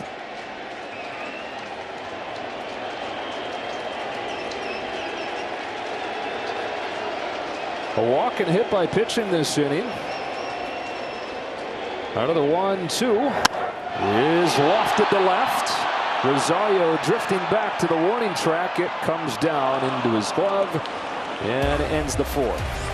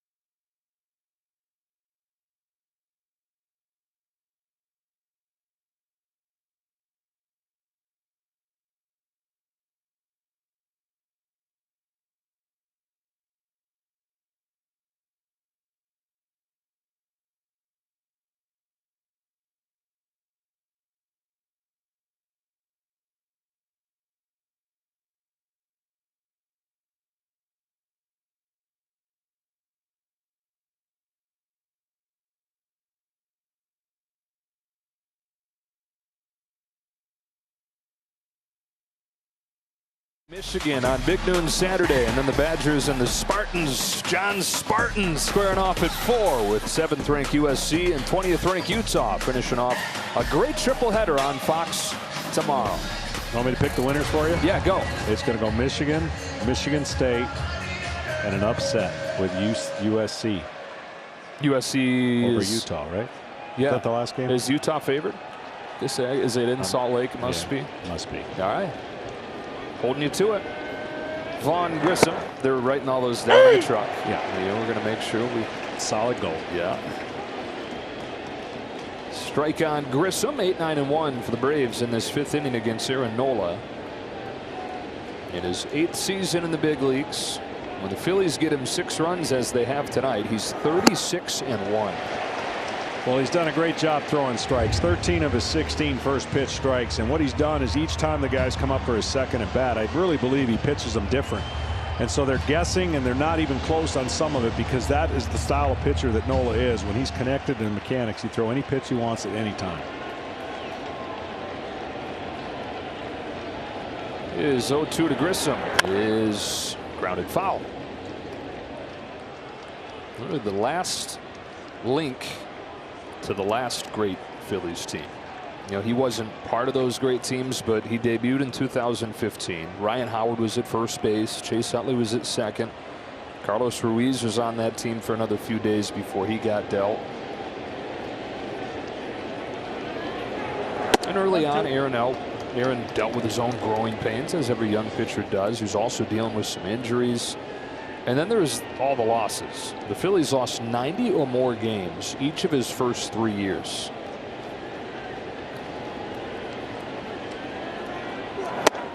Fastball to get Grissom looking. He got better and better. The Phillies did too, but they kept falling a little bit short. He did too. There was the narrative about him not being able to finish the season until this year. He's waited and waited, and they've waited and waited for this night and for him for this opportunity. And it's so fitting that he's the guy starting as postseason baseball comes back to Philadelphia. Yeah, he's been really, to me, he's one of the elite pitchers that doesn't get noticed and probably doesn't have the success he deserves win-wise. Pitched a lot of tough games. You mentioned all the losses. And I think he's become kind of that full circle guy, looking at what he did in the past, making adjustments to get better in the future. And you know that bothered him on not finishing in September, right? Everyone will eventually talk about it and ask those questions, and now he can put that to rest for a while. Well, the biggest reason, John, that people started to fear the Phillies wasn't the offense, because they've known that the offense was there. Nobody really feared them in the first half. It was that the defense shored up, and it's that they've had a healthy and effective top 2 in the rotation that they'll stack up with anybody. Between Wheeler and Nola. Rosario flies one to center. Easy play for Marsh. 2 up, 2 down. And for more, we go down to Ken Rosenthal. Joe, at one point in his Phillies career, Aaron Nola had 5 pitching coaches in 5 years. His most successful season was 2018, when he finished 3rd in the Cy Young voting behind Jacob deGrom and Max Scherzer. His pitching coach that year was Rick Kranitz, the guy in the Braves dugout who now holds the same position. The Phillies replaced Kranitz after that season with his assistant Chris Young. Kranitz, of course, went on to bigger things, and actually so did Aaron Nola. He's now with a pitching coach who they've had for a couple of years, Caleb Coffey. A lot of people speak very highly of, Nola included. Ronald Acuna has reached both times today, single and reached on an air and takes a ball. I mean, you've been through that. You've been through how many pitching coaches you have over the course of your career? I know you had continuity, but yeah, 3: Bruce Del Canton and Leo. And you know, for the most of my but career. Then towards the back end, so you know what that's like to deal with different voices, and they may all be good, but they're all different.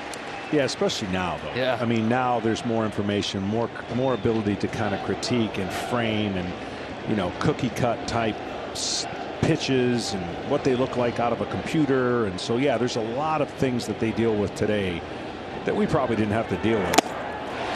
1-2.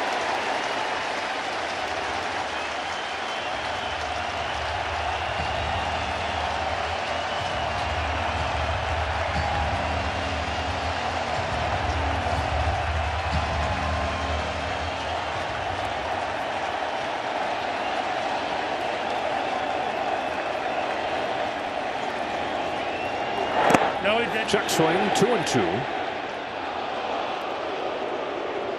This is the 19th hitter that Aaron Nola's faced in this game. That's only the 20th ball.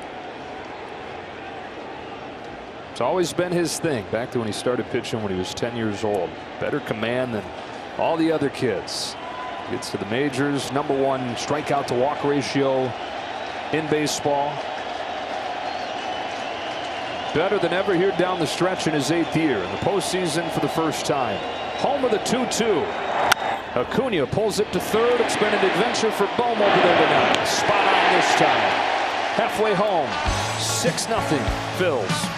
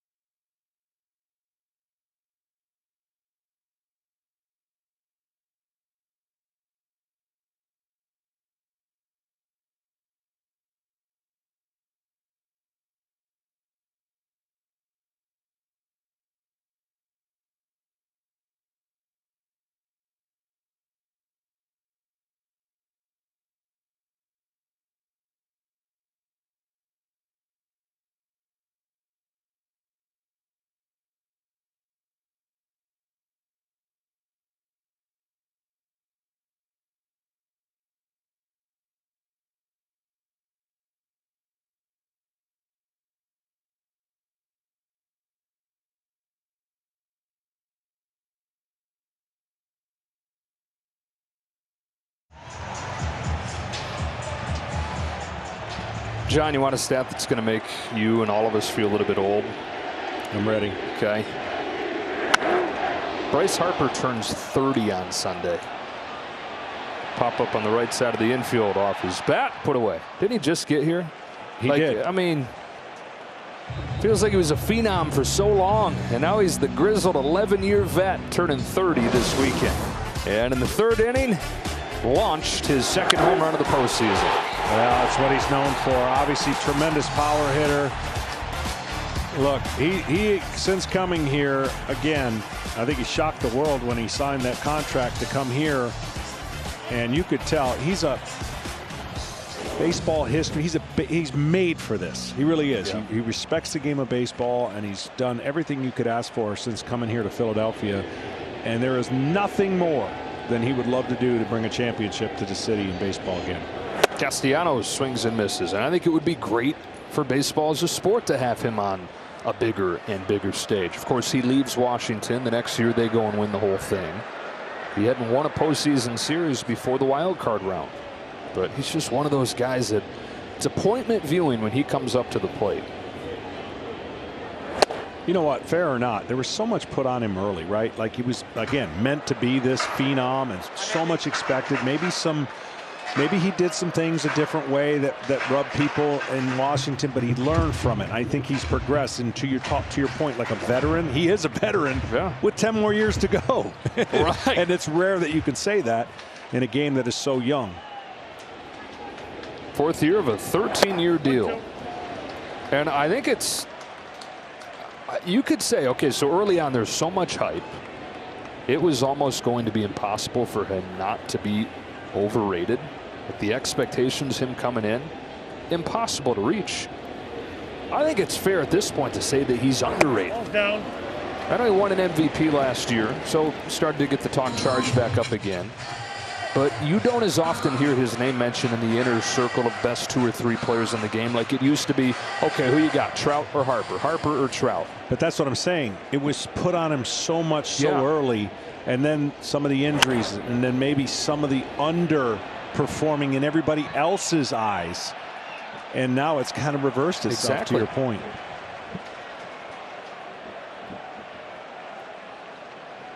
And this is a unique season, and that the season for him and for the Phillies have largely been shaped by the injuries that he's gone through. The way that the rosters had to kind of evolve.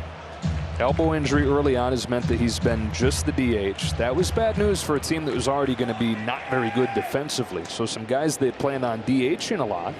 This man at the plate here, Castellanos, Kyle Schwarber, couldn't do that because that was Harper's way into the lineup. Easy play here for Rosario in the 2nd out of the 5th. And then he comes back from that and breaks his thumb, misses 2 months.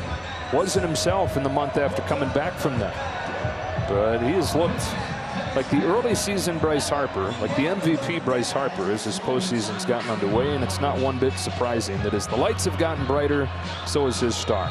Well, when you talk about him going out, I mean, most people would say, oh, that's it. Phillies are done. A lot of people stepped up in his absence to keep him afloat, to get him to the point when he came back. The Phillies are in this position, so credit not only Rob Thompson, but the organization and the players picking up the slack for a superstar. Alec Bohm fouls this one off. It was a similar story last year for the Braves when Ronald Acuna went down. They're finished, right? They're already below 500. Yep. Out of the picture. They're finished. They made a run without him. Phillies stayed above water without Harper for a chunk of this year. And they're trying to, there have been some comparisons written when you read in these 2 cities, especially some clips around Philadelphia. Could they be this year's version of last year's Braves? And that's what we talked about. I'm telling you, the probability is about the same. The probability of last year, the Braves winning the World Series, yet alone winning the division, was through the roof. Bohm goes up the middle. Backhand play Grissom. Nice play by the rookie to finish this 5th.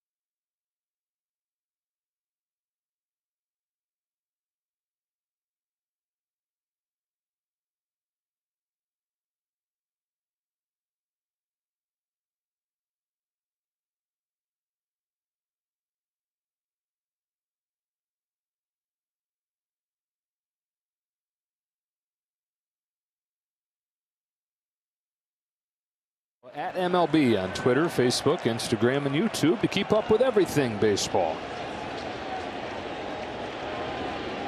A 6-run third for the Phils. A 6-0 game. Here in Game 3, and strike one from Aaron Nola to Dansby Swanson. Put that on repeat and just hit play. Strike one from Aaron Nola. And that's what he had coming into here, and the Braves knew it. They got to take advantage of the pitches that don't get to the desired area, and he just hasn't made many mistakes. That's the pitch really that's become an increasingly great pitch, because when you're thinking fastball away and he drops a changeup in the inner half, it expands the zone and you think you're getting a fastball, and then ties you up on the inside part of the plate, and he can come right back with that hook if he wants. Now he has 3 ways to get you out at 0-2. Outside. Most guys don't like to throw the same side changeup, so right. For a right-handed pitcher to a right-handed hitter. Right, but it is a little bit of a risk. If you hang that in the inner part of the plate, you're giving that hitter. But see, what he does is he's got such great arm action, you can't tell the difference, and the spin is down and in. Swanson flips it into right center field. Castellanos can't get it, and it bounces to the wall. Extra bases for Dansby Swanson to lead off the 6th inning.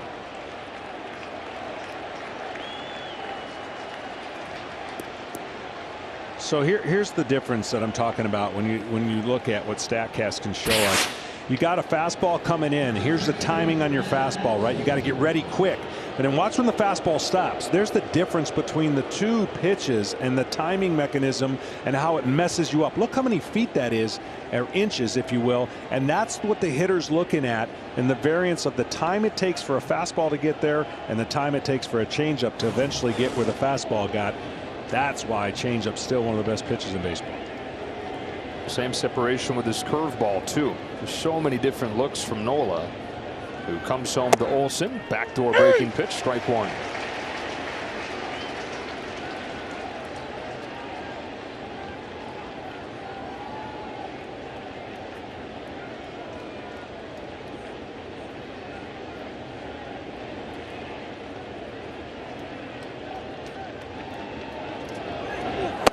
One. Ball, 1 strike. You know, the essence of pitching and catching still comes down to this one principle, and I've always said it a million times. One of these people think they have the edge, and the other person knows who the edge is. You just don't want to convey it. Like as a hitter, you never want to convey that you're nervous or fearful of the pitcher, and vice versa. But what happens in the postseason is, because you've seen all the video, you've seen all the information, if you execute your strength, you're always going to win. And so the starting pitcher can put the offense at bay when they're like, come back to the dugout. He's on. Grind out at bats. And that's what Nola has been able to do against the Braves. Way easier to say grind out at bats. It's scratch one across when you're not in a 6-0 hole. Right. As Phillies offense put him in. 2-1. Takes off on him, ball 3. But all you do, and you have these sayings, and every club does it. All right, get to their bullpen. Well, or make him throw a ton of pitches. You know, chip away. All the different sayings to try, because you can't score 6 that easily that the Phillies were able to do, you know, in the bottom of the 3rd. It's outside. It's a walk, and these Braves did erase a 7-1 deficit in the first game down to 1. Fell just a little bit short, and they've made their name in recent years coming back in games and seasons and series.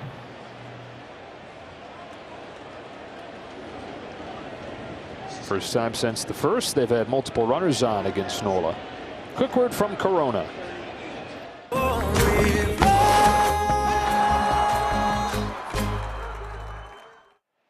So, you know, they always say pitch like it's 0-0 in the regular season.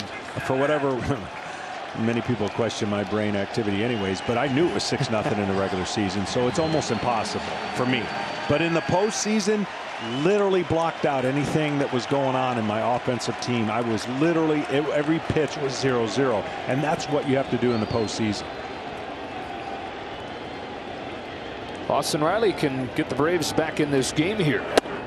Takes a strike, and if you think back to the first inning, we're talking about how good Riley's been against Nola. A .429 hitter, 3 home runs and 5 doubles.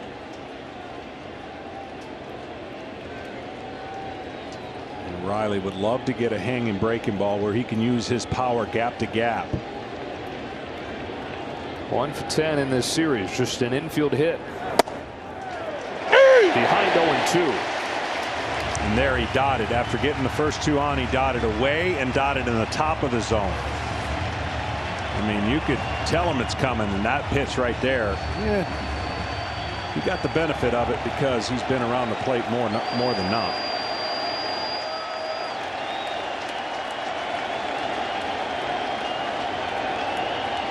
Oh, 2. Ball's up. Just high. You can see JT was like, come on now, pointing he had his glove going down. Get that ball to break down. Watch where he throws this pitch. He gets underneath it.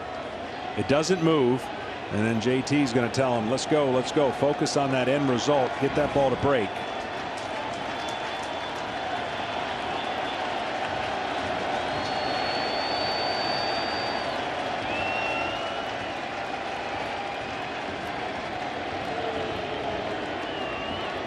There's some action down in the Phillies bullpen.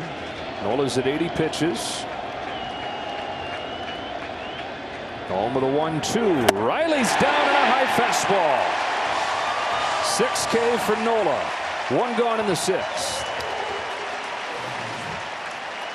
Well, he went back to the top of the zone and climbed the ladder on a fastball. See the grip?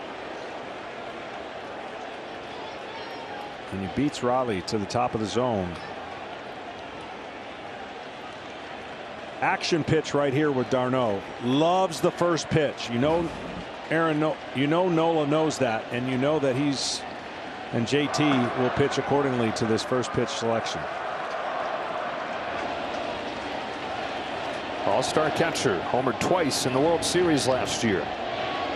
First pitch. Goes after it, and Nola put it right where he wanted it.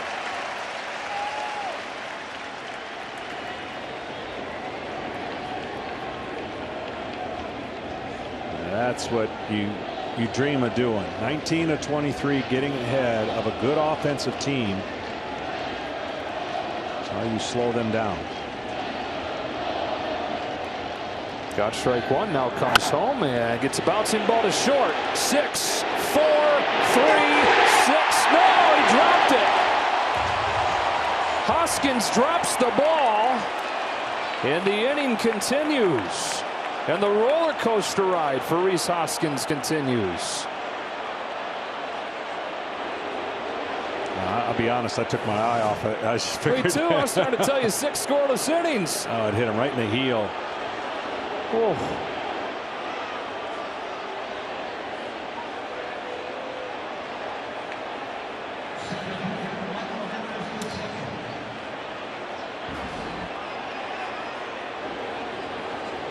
They give that an arrow?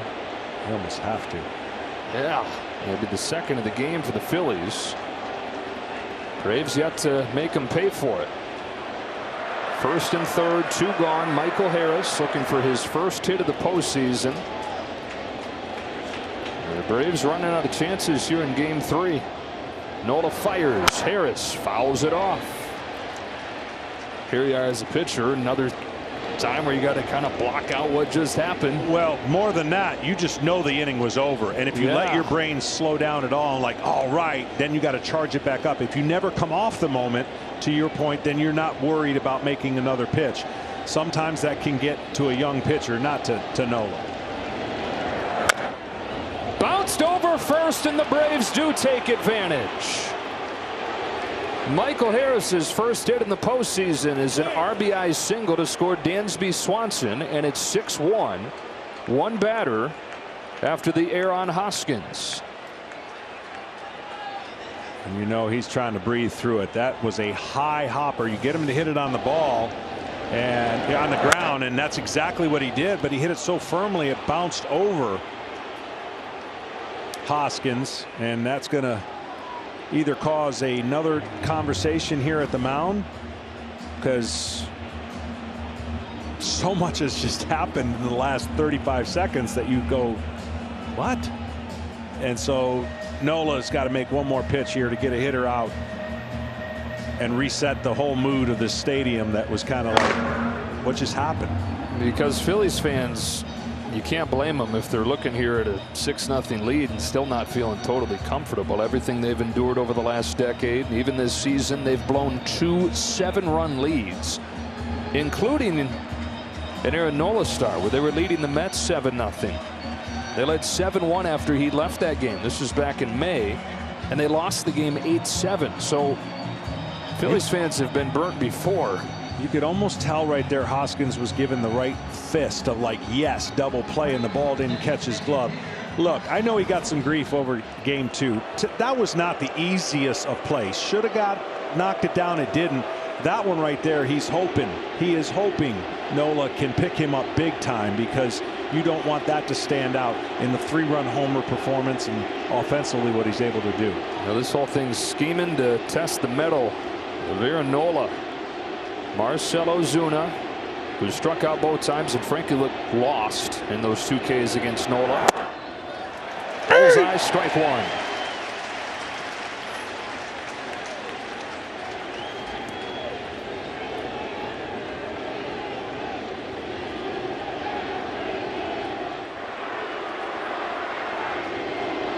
Jose Alvarado's ready. Nola trying to finish 6. His 0-1 pitch. Outside. Fastball misses. Runner goes. Throw down not in time. Stolen base, Michael Harris. Good catch there from Segura, or else Darno might come in to score another run. I'm going to tell you something. Watch JT as this pitch comes in. See how he moves to get ready to throw? I think it cost him the strike, but he was trying to get ready to throw the runner out at second. And that one right there probably could have been 0-2 real easy, but the movement of JT trying to get ready for the runner to go to second base cost him a strike, I think. So second and third with 2 out, and a 1-1 pitch. Ozuna pulls one to short. Backhand by Stop. Yeah, this time Hoskins has it. They get 1 as a result of the air. Aaron Nola, fantastic night.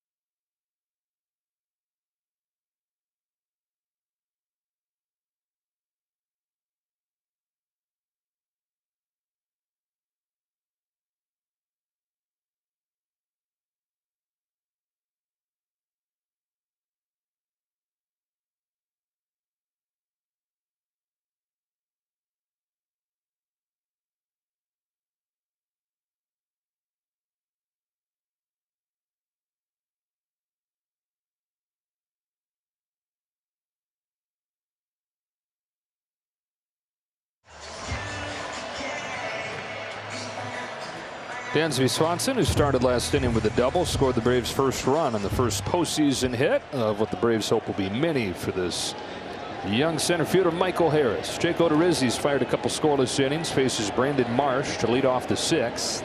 6-1 Phillies, all 6 runs coming in the third. In a 5-pitch span. And a flash. I mean, wow. Rare. You know, it's Marsh to lead off this 6th. Under the radar pickup from the Angels, but he's proven to be a good one. To second-round draft pick in 2016.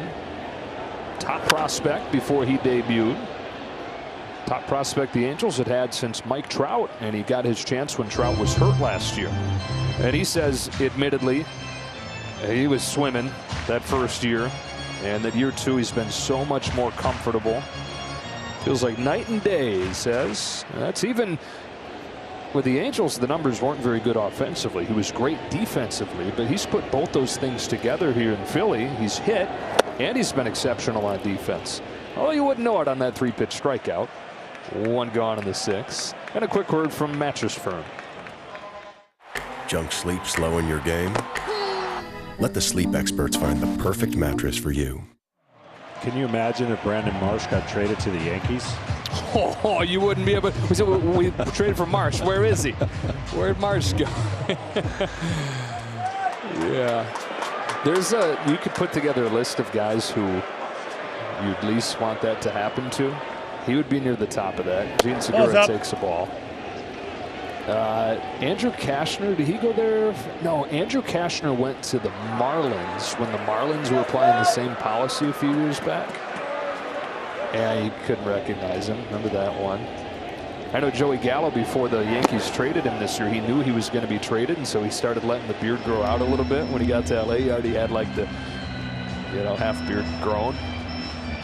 Harrison Bader had the I didn't know who he was when I saw him. Yeah. The locks was gone. Gone.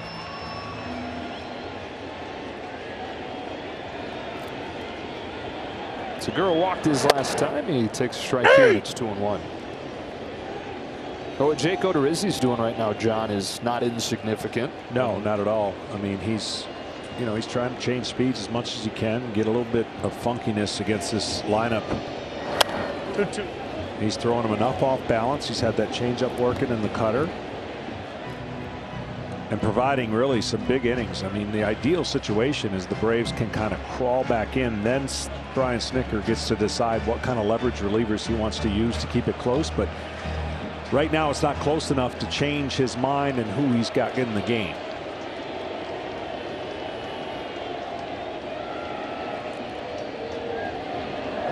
Ball's down. Yeah, 3-2. Brian has a little bit different set of circumstances to deal with than an old manager, just because this team has shown the ability to come back from so far down. And so what for most teams is it's over, it doesn't have to be quite as tight before he starts chasing it. He said game 1 was an example of that. Right. They got a couple, made it 7-3, and then he went with his better arms.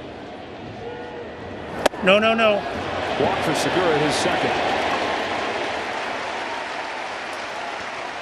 Dodgers and Padres are going to follow us here on FS1. Game 3 of their own down in San Diego. Should be a similarly fired up scene as postseason baseball returns to Petco Park.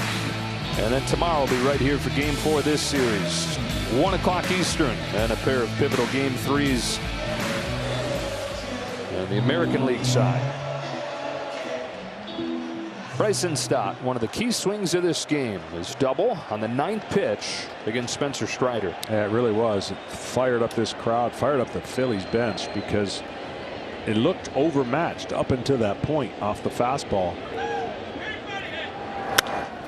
Grounded to first. Olsen, a nice pick. The second one. Back to first. Double play.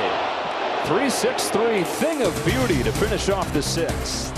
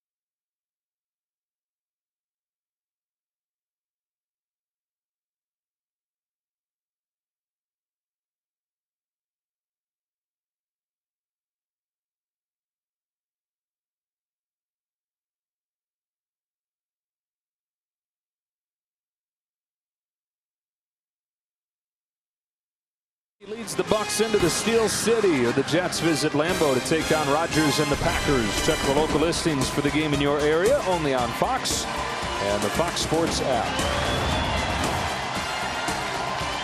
Nick Sirianni at his press conference earlier this week wore a Phillies t-shirt. We saw him in the stadium watching this game tonight. Got a great hand.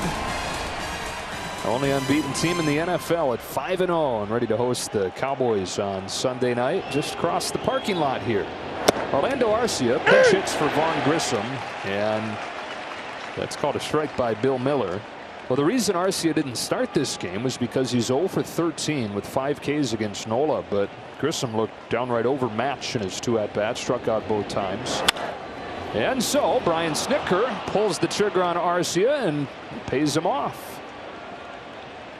Segura just did not see the ball off the bat. He didn't react. He almost moved the other way, anticipating something else, but that'll be it for Nola. Boy, you think he's going to get any kind of ovation? What a night. He's been waiting his whole career. They've been waiting for more than a decade, and it all came together for him tonight. For him and for them. 6+, 1 unearned. Aaron Nola.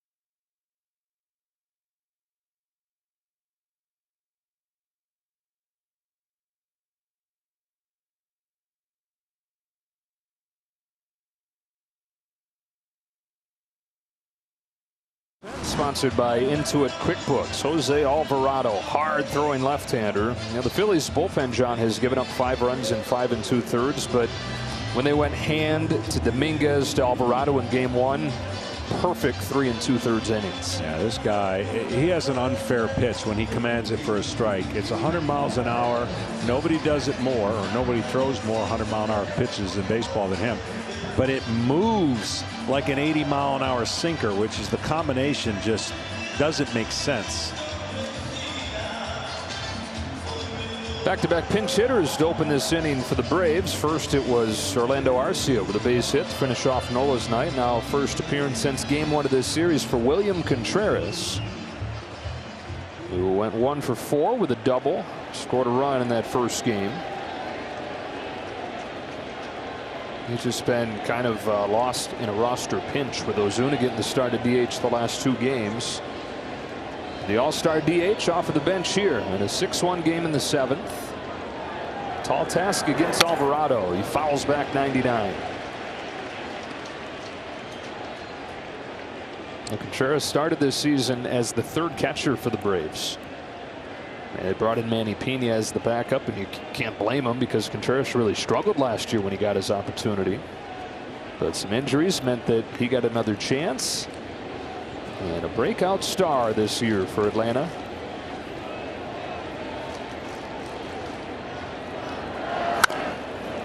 Oh-2.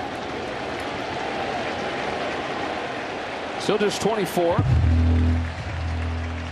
And of course, the brother of Wilson Contreras. They started the All-Star game together for the National League side.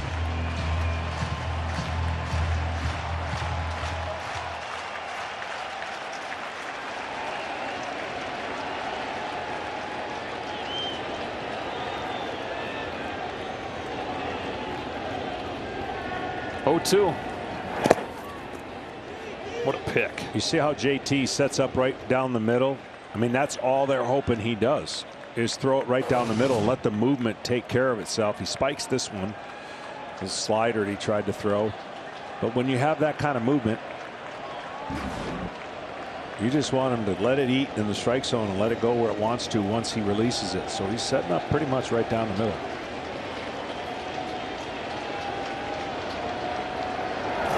Got him. Wow.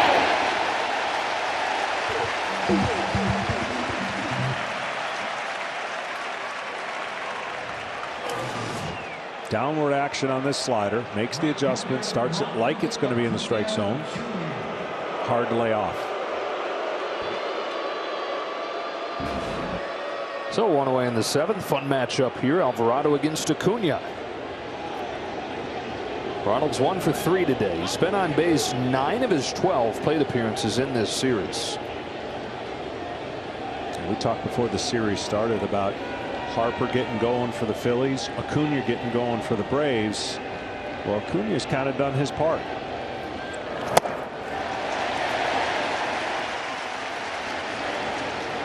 And so has Harper. It's good producing by Pete Macheska. Yeah. We just say what Pete tells us to.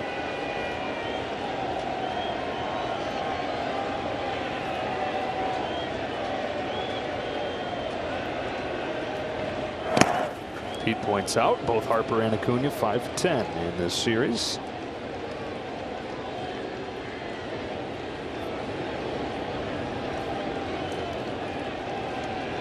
Harper's got the home run edge, and his team on the verge of getting a series edge, on the verge of getting to within 1 game of a surprise trip to the National League Championship Series.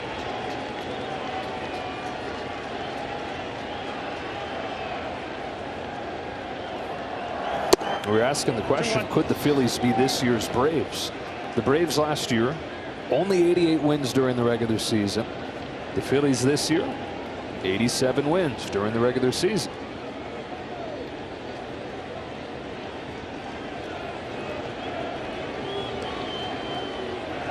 Brian Snitker's bunch still planning to have something to say about it. 2-1 pitch, and Acuna fouls it back 2-2.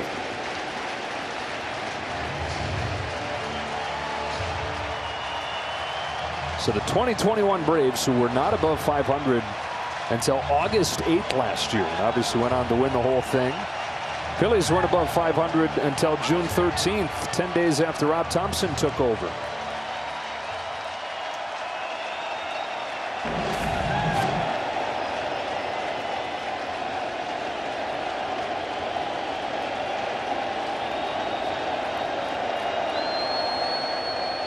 On 2-2, Acuna takes ball 3, full count.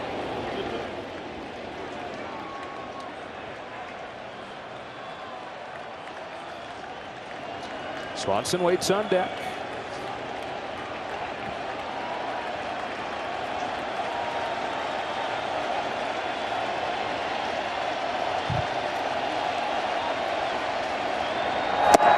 Chase. 2 out.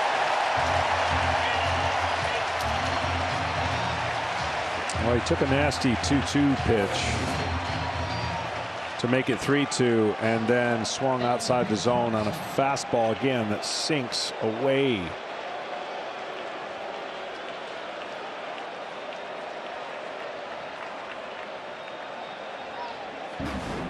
Having to worry about that cutter breaking in.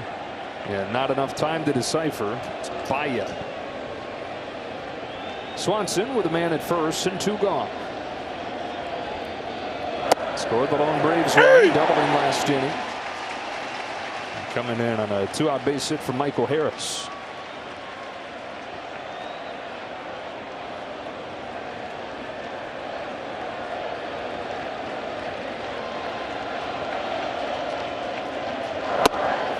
Strike 2.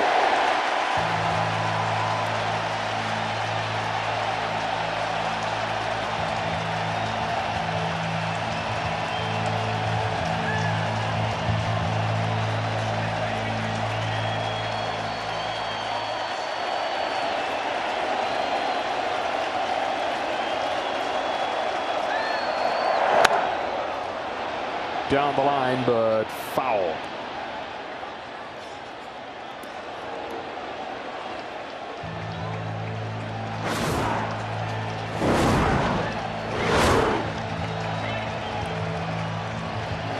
It's not been completely smooth sailing for Jose Alvarado this season. He went to AAA midway through, figured it out. Adjustments he made, he brought back here. He's been one of the best in baseball since returning around the break. Another 0-2 pitch. Cranked to left center field. Schwarber's there. That's the inning. 7th inning stretch in Philadelphia. 6-1 Phillies up.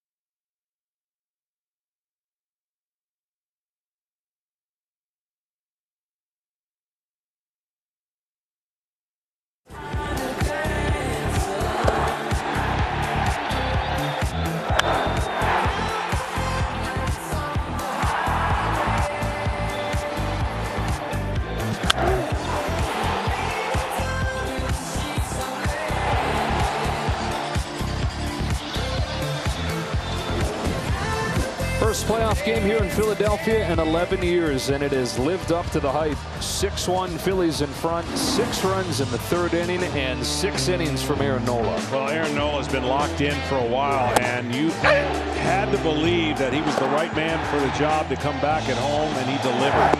He never really gave the Braves much to get going, and once the Phillies got the lead, you felt like he would just cruise on in. Well, he's turned it over to the bullpen. 6-1 lead. This crowd's incredible. And now we turn him over to Ken Rosenthal. Aaron, first postseason start for you in Philadelphia in this ballpark. What was the experience like?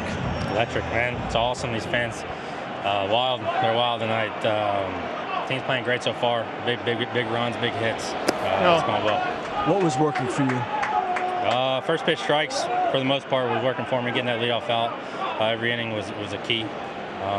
All my pitches were working pretty well. How about the 6-run inning? What were you doing during that time? Trying to stay loose. Long inning, trying to stay loose. It was an awesome inning. Aaron, thanks very much. Thank you. Joe, back to you. All right, Kenny, you get a little snapshot of the level-headed, even nature of Aaron Nola as Kyle Schwarber finally comes up with a base hit. His first one of the postseason, snapping an 0 for 10. And I think the Phillies can now just about check every box what they wanted to accomplish tonight. Great atmosphere, great start. Schwarber got a hit, and the Phillies are, looks like, on their way to taking a 2-1 series advantage. Well, you knew this place was going to be electric. It is. And then you just didn't know, coming back home after 17 days on the road, the team feels like this is the place they hit best, and they've shown it so far. We talked about the 1 and 2 hitters. You had Hoskins hit a home run. And now Schwarber finally gets a base hit. Vierling's going to pinch run for him. He's been aboard 3 times. And even when Schwarber's not had hits throughout the year, you squint and you see that he's still getting on base. And that's been the case tonight. On 3 times as Hoskins comes up one more time.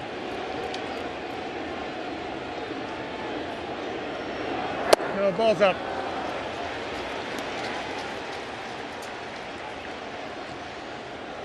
A couple pinch hitters change things defensively for the Braves. Arcia stays in. Grossman in the left field after Contreras pinch hit for Eddie Rosario. So put Grossman 9th in the Braves lineup. 1-0. Ball's up. Ball 2. Now you start to think about game 4, and it's going to be Charlie Morton for the Braves. For the Phillies, they're going to piece it together. They got a few guys who are starters, but none of them great options. Syndergaard, Gibson, Falter, one of those guys, maybe some combination of those guys.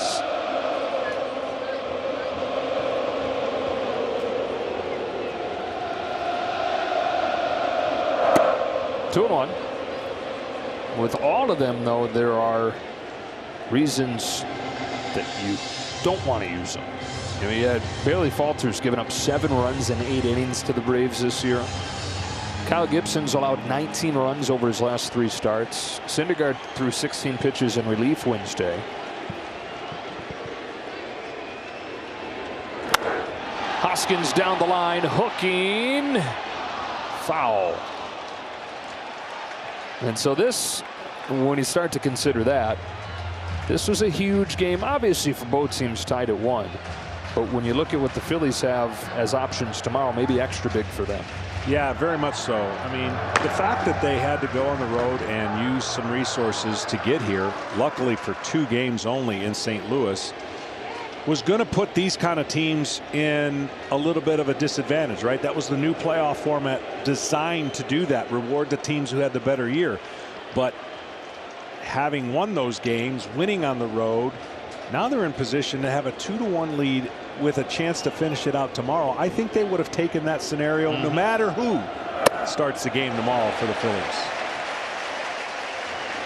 There's that psychology you have to play. The Braves used the rest. They wanted the rest. They went to the till to get to win the division, but then came out with a little rust, lost game 1. The Phillies have used that, if you will, to their advantage, and now they're in that position to kind of Johnny Holstaff it tomorrow if they want to. There's your favorite mascot. Baseball, the best. right there. There's nobody better. I'm sorry. I'll argue. I know the San Diego Chicken was great too, but nobody has made me laugh watching in the dugout or now in the booth than that right there. the Fanatic. Did you get to know him a little bit? I never did, but that's the mystique. I don't think I ever want to. I want to just know if anybody has. I want to know it just like that. Yeah. A walk for Hoskins.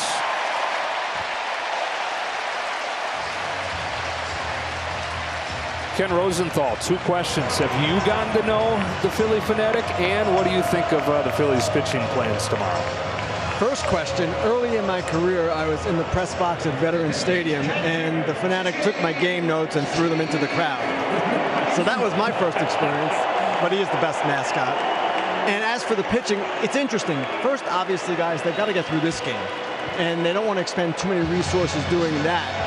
At the same time, tomorrow also is looming large. And keep in mind one other name. Syndergaard, probably the likely guy to start, but Zach Eflin could play a huge role as well. And Eflin lately has been the 9th inning guy, or it's fallen that way. He's been one of the late innings guy, but throughout his career, he's been a starter.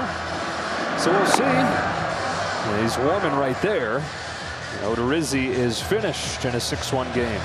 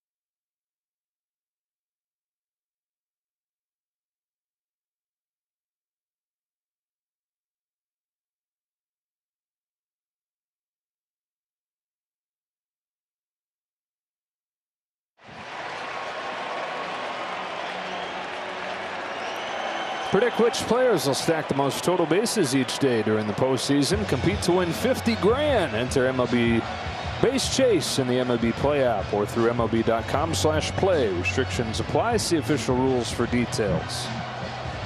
Into the game comes Jesse Chavez, who pitched an inning and a third in Game 1. He tries to help the Braves string together the rest of this game. Started by Spencer Strider. They knew that it would take a lot of pieces to get through it. And the score has dictated that at this point, staying away from their top relief arms. Strike one on Real Muto. Yeah, Chavez is a strike thrower. He tries to pick the corners and change speeds. Been in the league a long time, played with a lot of teams, and he's not nervous about these situations, I can guarantee you. 9 teams to be exact.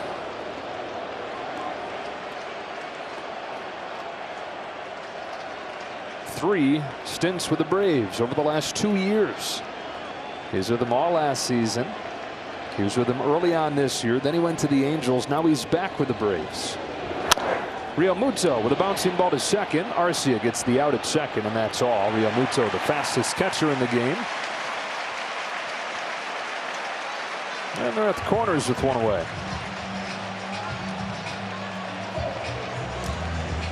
It's not out of the question that they would pitch around Harper or walk the bases loaded, but these are always the tough ones. You got a base open, you hear that all the time, but it just happens not to be first.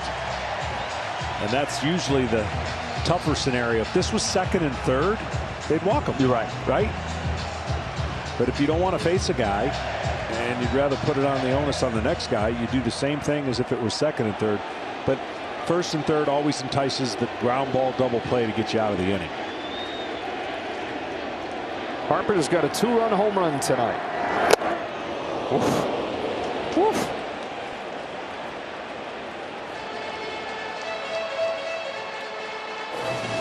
You know when you pull back a rubber band and then you let it go? Like this? That's what it felt. That's what Harper.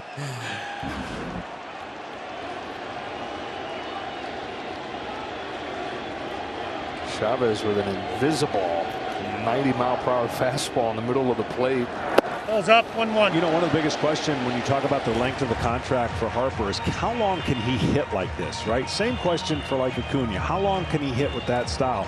Well, Harper's got such an aggressive approach. If he stays in incredible shape, maybe he can do it longer than people think. But that's a lot on the body over time to swing like that. Violent swing. 5 for 6 with a homer against Chavez. Fouls this one back. 1-2.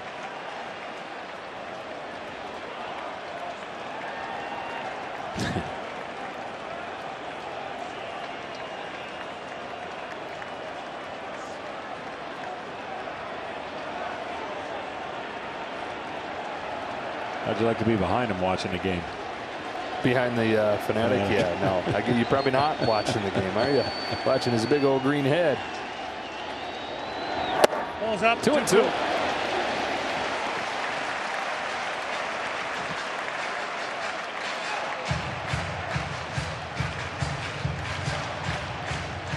They seem to be enjoying themselves still.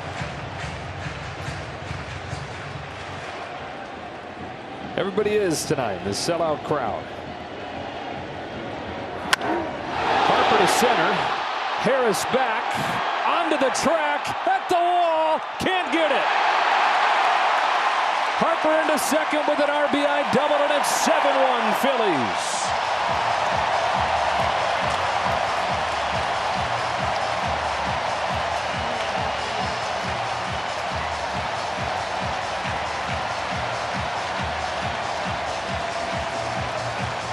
Michael Harris had to run a mile, just couldn't quite grab it.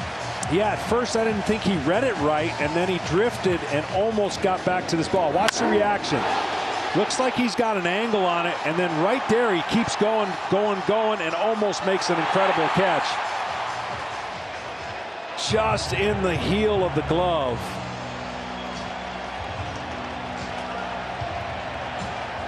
Harper has knocked in 3 in this series. He is 5 for 9 with a home run and 3 doubles. Beg your pardon, he is 6 for 11. Castellanos will drive home 2 more. Game 3 has turned into a rout. 9-1 Philadelphia.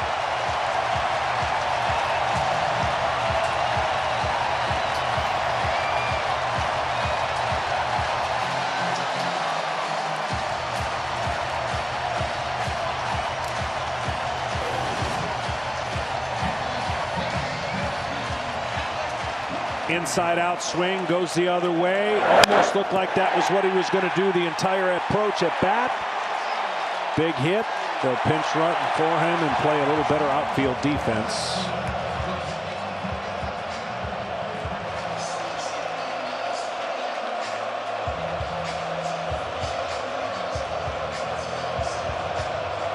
Everybody getting to know the Fanatic over on that Phillies dugout. 6 in the 3rd, 3 in the 7th, the ball on bone. They had thought for years about this night. What would it be like if they could get playoff baseball back to the bank? Pinch runners Guthrie.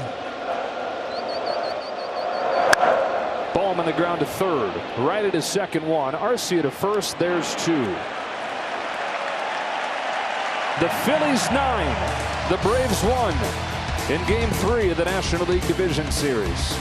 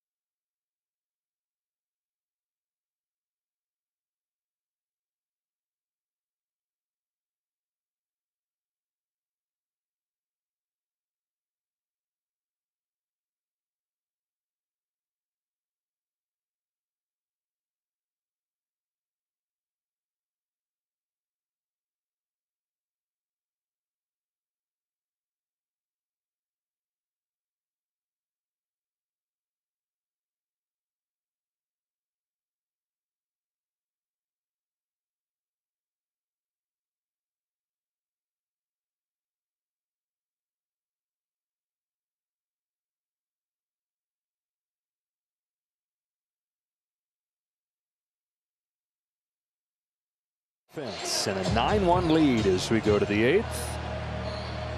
Some changes for the Phillies.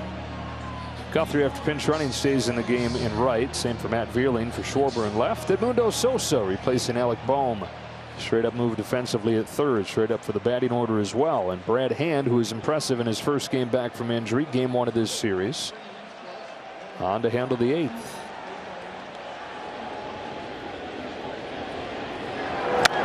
Matt Olson fouls it off, strike 1.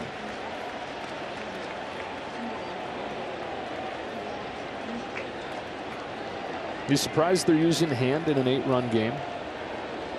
Well, not if they got him up and it was too late to get somebody else out, in the game. Look, they're the fact that they don't have to use the 2 biggest weapons in Dominguez and Eflin would be great for Rob Thompson. Because they do have a few options tomorrow, who, and all of them are capable of taking down the bulk of the game. If you get the right guy hot. Big swing and a little roller foul, 1 and 2. Kyle Gibson, one of those guys. He's really struggled though. Noah Syndergaard doesn't have the same stuff that he once did, but he's still been around the league average pitcher this year. And then Bailey Falter.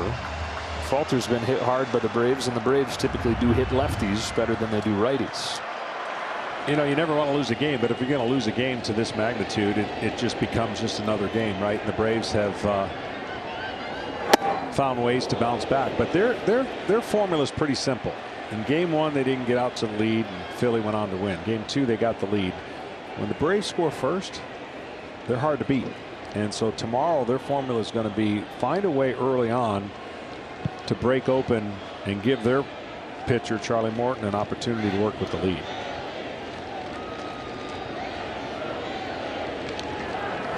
No balls down. The Braves are 73-13 when they score first. You mentioned they'll try to do it in support of Charlie Morton tomorrow, who has not had the same kind of year that he's had throughout his career. ERA a full point higher than it was last year. And against the Phillies, he's got an ERA of 5.5. Hand, glove.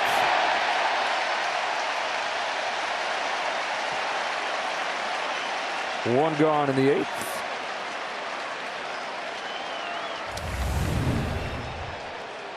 One thing you do have with Charlie Morton, though, is you can trust the postseason track record. It's going to be his 17th career postseason start, and I don't care what the regular season numbers say. There's something to be said for been there, done that. No, absolutely. I mean, he knows that the moment doesn't get too big for him. And look, it's going to be as simple as his release point and throwing strikes. If he throws strikes, he brings in that curveball, which is one of the best in the game.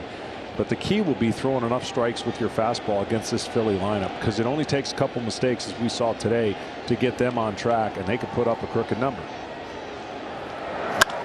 Riley hits it hard. Sosa sticks with it and gets him.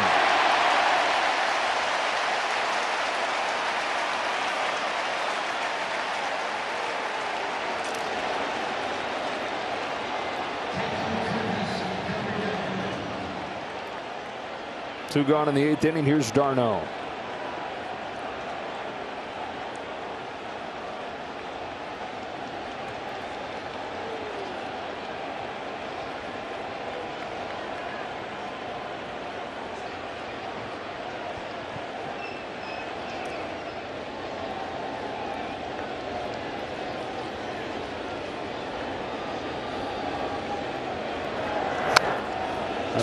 I know for me personally, in these scenarios, the best recipe after a loss is a quick turnaround.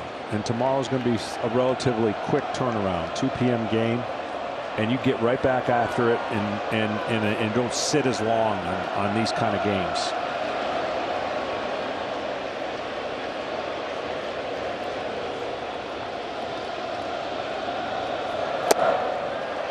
Strike 2.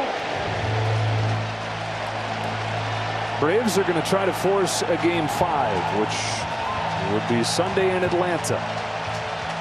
Phillies will be on the verge of punching a ticket to the National League Championship Series. Who would have thought?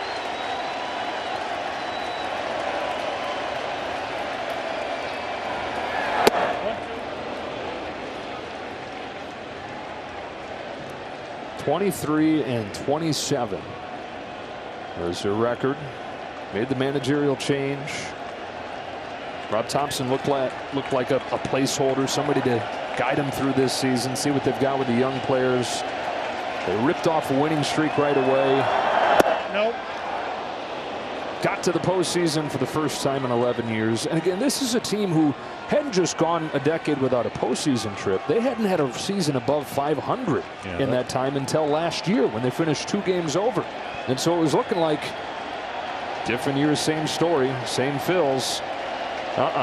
Not this time. In the air to center field. Marsh into the gap. At the wall, can't make the catch. And d'Arnaud's got another double, his second of the game.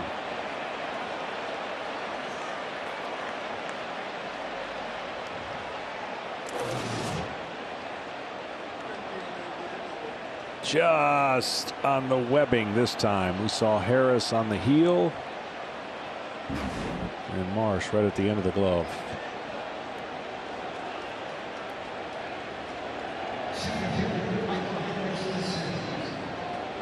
Speaking of Harris, he comes to the plate.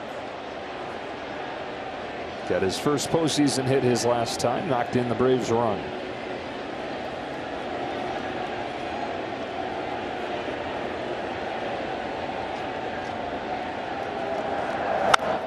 Ground ball.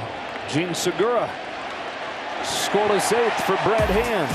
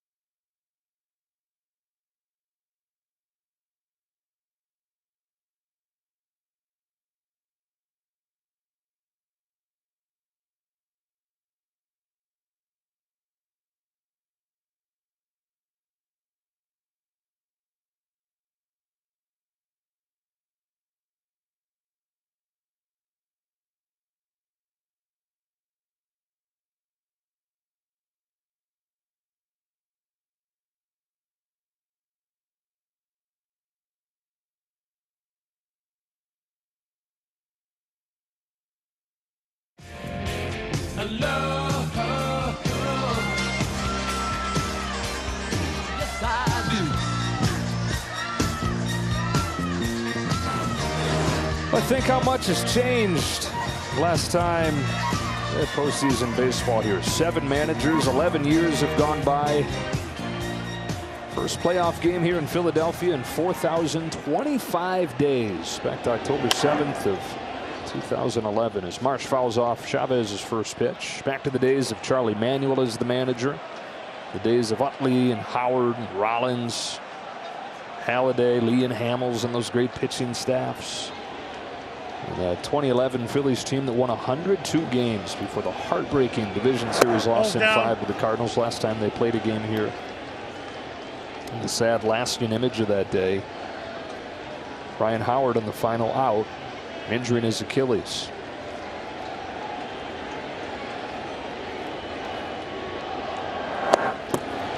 Just outside. 2-1. You had that game, huh? You did, Stockton? I did. I had that game, I believe, with Ron Darling as well. It's a pitcher's dream. And it just had one of those buildups that you go, okay, 1 run could very well be the difference. And what a classic pitching duel. I think the 1 run was in the first inning, and that was it. All she wrote, 1-0. Chris Carpenter over Roy Halladay.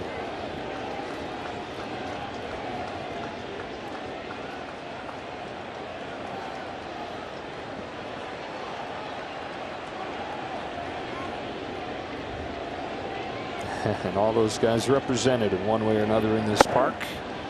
Marsh down on strikes, 1 gone in the 8th. So we know where John Smoltz was October 7th, 2011. How about some of these current Phillies? Bryce Harper was in his 2nd pro year in the Arizona Fall League on that date. Kyle Schwarber was starring in high school football as an all-state linebacker at Middletown High School in the fall of 2011. JT Realmuto was crushing A-ball in the Marlin system.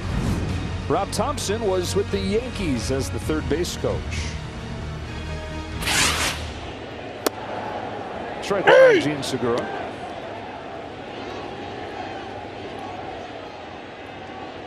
So Rob's got experience in this environment, in this playoff environment here in Philadelphia, being on the other side as the 3rd base coach of the Yankees in 2009. And he said his lasting memory of how great the fans were in 2009 was they left New York, got to the train station, and there were 5,000 Yankees fans there to send him away. As this ball's bounced to first and taken to the bag by Olsen. And they're like, wow, this is awesome. They get off the train in Philadelphia, and there's 5,000 Phillies fans there to greet him at the train station. Boo! He said, man, oh man, these people love their Phils. And he's happy to be part of their affection these days. Went to the Flyers game last night, and he said, before this year, I never got recognized a single time by anybody. He said, every person I walked by at the Flyers game last night, hey, Skip, go get him. Go get him. A playoff trip and a contract to be the guy for a couple years to do that for you. Connor Brogdon getting ready for the 9th.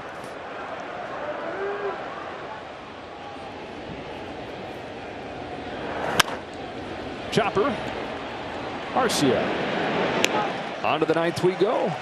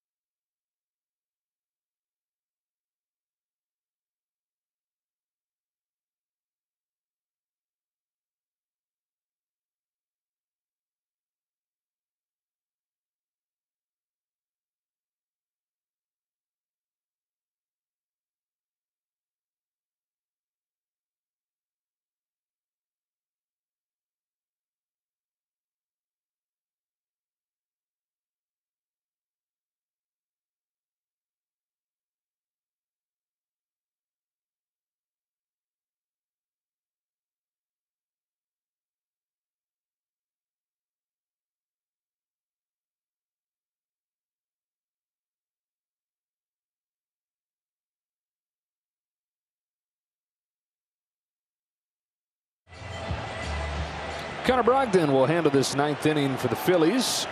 They got 6 runs in the 3rd tonight, 3 more in the 7th, and have turned game 3 into a laugher.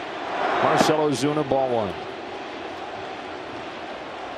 It's been a party here. It has. It's been a rarely in your seat crowd down the left field line, 3rd base side. I mean, I guess it's all dependent upon the first 5 rows, and then everyone's got to stand. But they've been standing a lot. Philly Fanatic stands. Whole stadium does. I got to see over the Fanatic. I got to see over you. But they've given them a lot of reasons to get on their feet.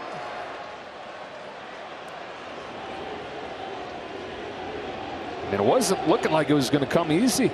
Spencer Strider 6 up, 6 down to start this game. We were both talking like, I know they're saying 2 or 3, but how far really can this guy go? Because Phillies didn't look like they had a chance against him.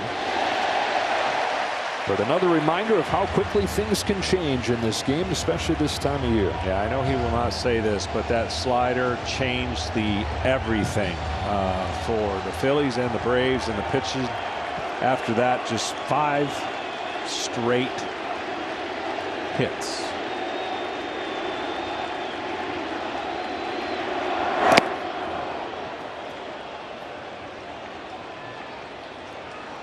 People will say, when you're pitching on the road in a hostile environment in the postseason, what's the difference? Well, the biggest difference is you know they're going to cheer and they're going to be loud. But if you can keep it to a dull roar, that means there's not a lot of rallies going. There's no big innings. But if it's loud, really loud, you're not lasting very long, because that means a lot of good things are happening for the home team. 1 gone in the 9th. Well, John, you asked off of the top, can these guys get going? Because you knew that Phillies could really use it. Kyle Schwarber and Rhys Hoskins came into the game 1 for 14 combined. Hoskins, the biggest swing of his career. Biggest swing and the biggest bat throw. I mean, that ball was crushed, and you knew it was a matter of time, and the Philly fans were hoping once they got home they would see the real versions of their number 1 and number 2 hitter. Reach base 5 times. And you could make an argument that 3-run homer might be the biggest blow of the game and maybe the series.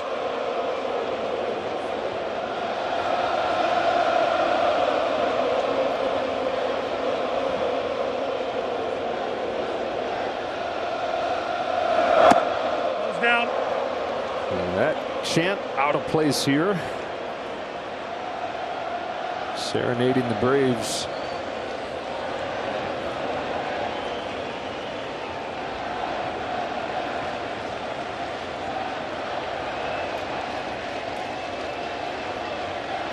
Two balls and no strikes on Orlando Arcia. Had a pinch hit base hit. His first time up, takes a strike here. And so the Braves are going to have to do it another time. They're going to have to dig out of another hole, like they did last season, like they did this season, like they did after a Game 1 loss,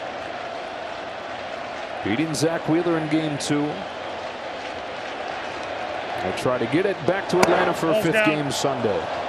3 balls, 1 strike on Arcia.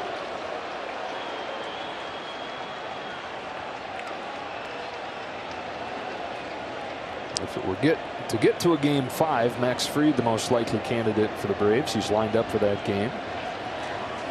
Rob Thompson did say that, yes, Zach Wheeler could be available on Sunday. They haven't officially decided that, but if it were to get there, Wheeler on short rest would be an option.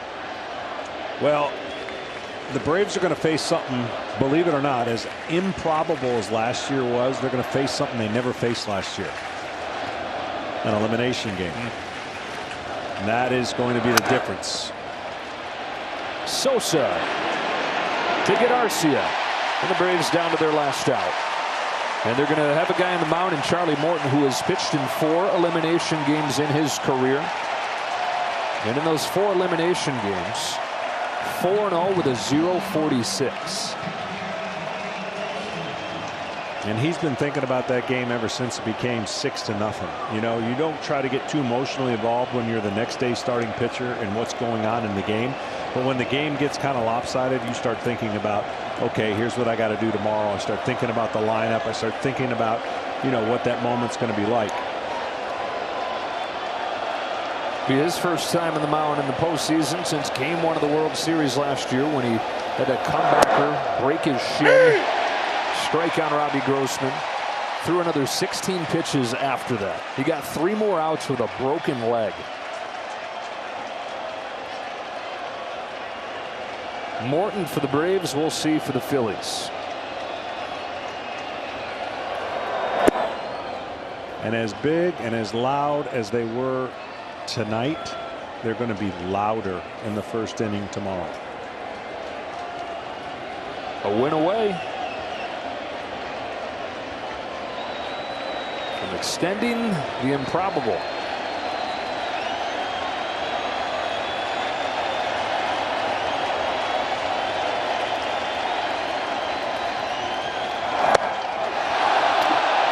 One and two, and Grossman going to have to go get that bat.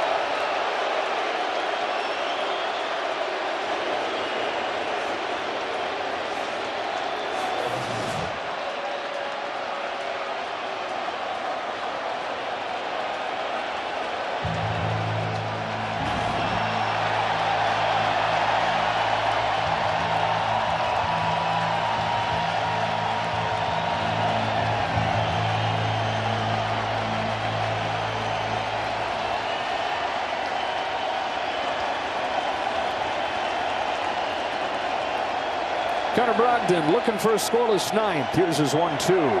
It's outside.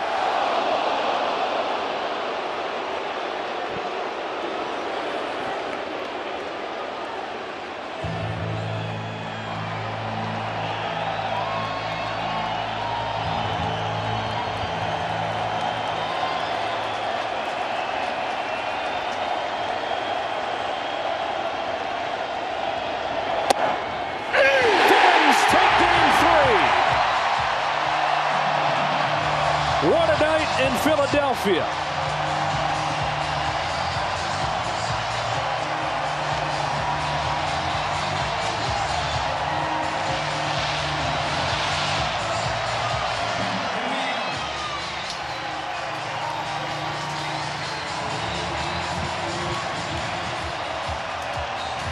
Six runs in the third, 3 runs in the seventh.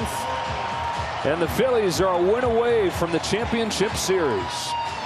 Waited a long time to get home. They're happy they did. 9 spot. And tomorrow, you know, they're going to be geared up to try to do the same thing offensively. Charlie Morton, task is going to be a great one. 9-1 the final score. Phillies take a 2-1 series lead. Now we get you to Kevin Burkhardt and the guys in Los Angeles. More post-game coverage. Another series tied at 1 with the Dodgers and Padres on tap from San Diego. No promises to be another great environment tonight.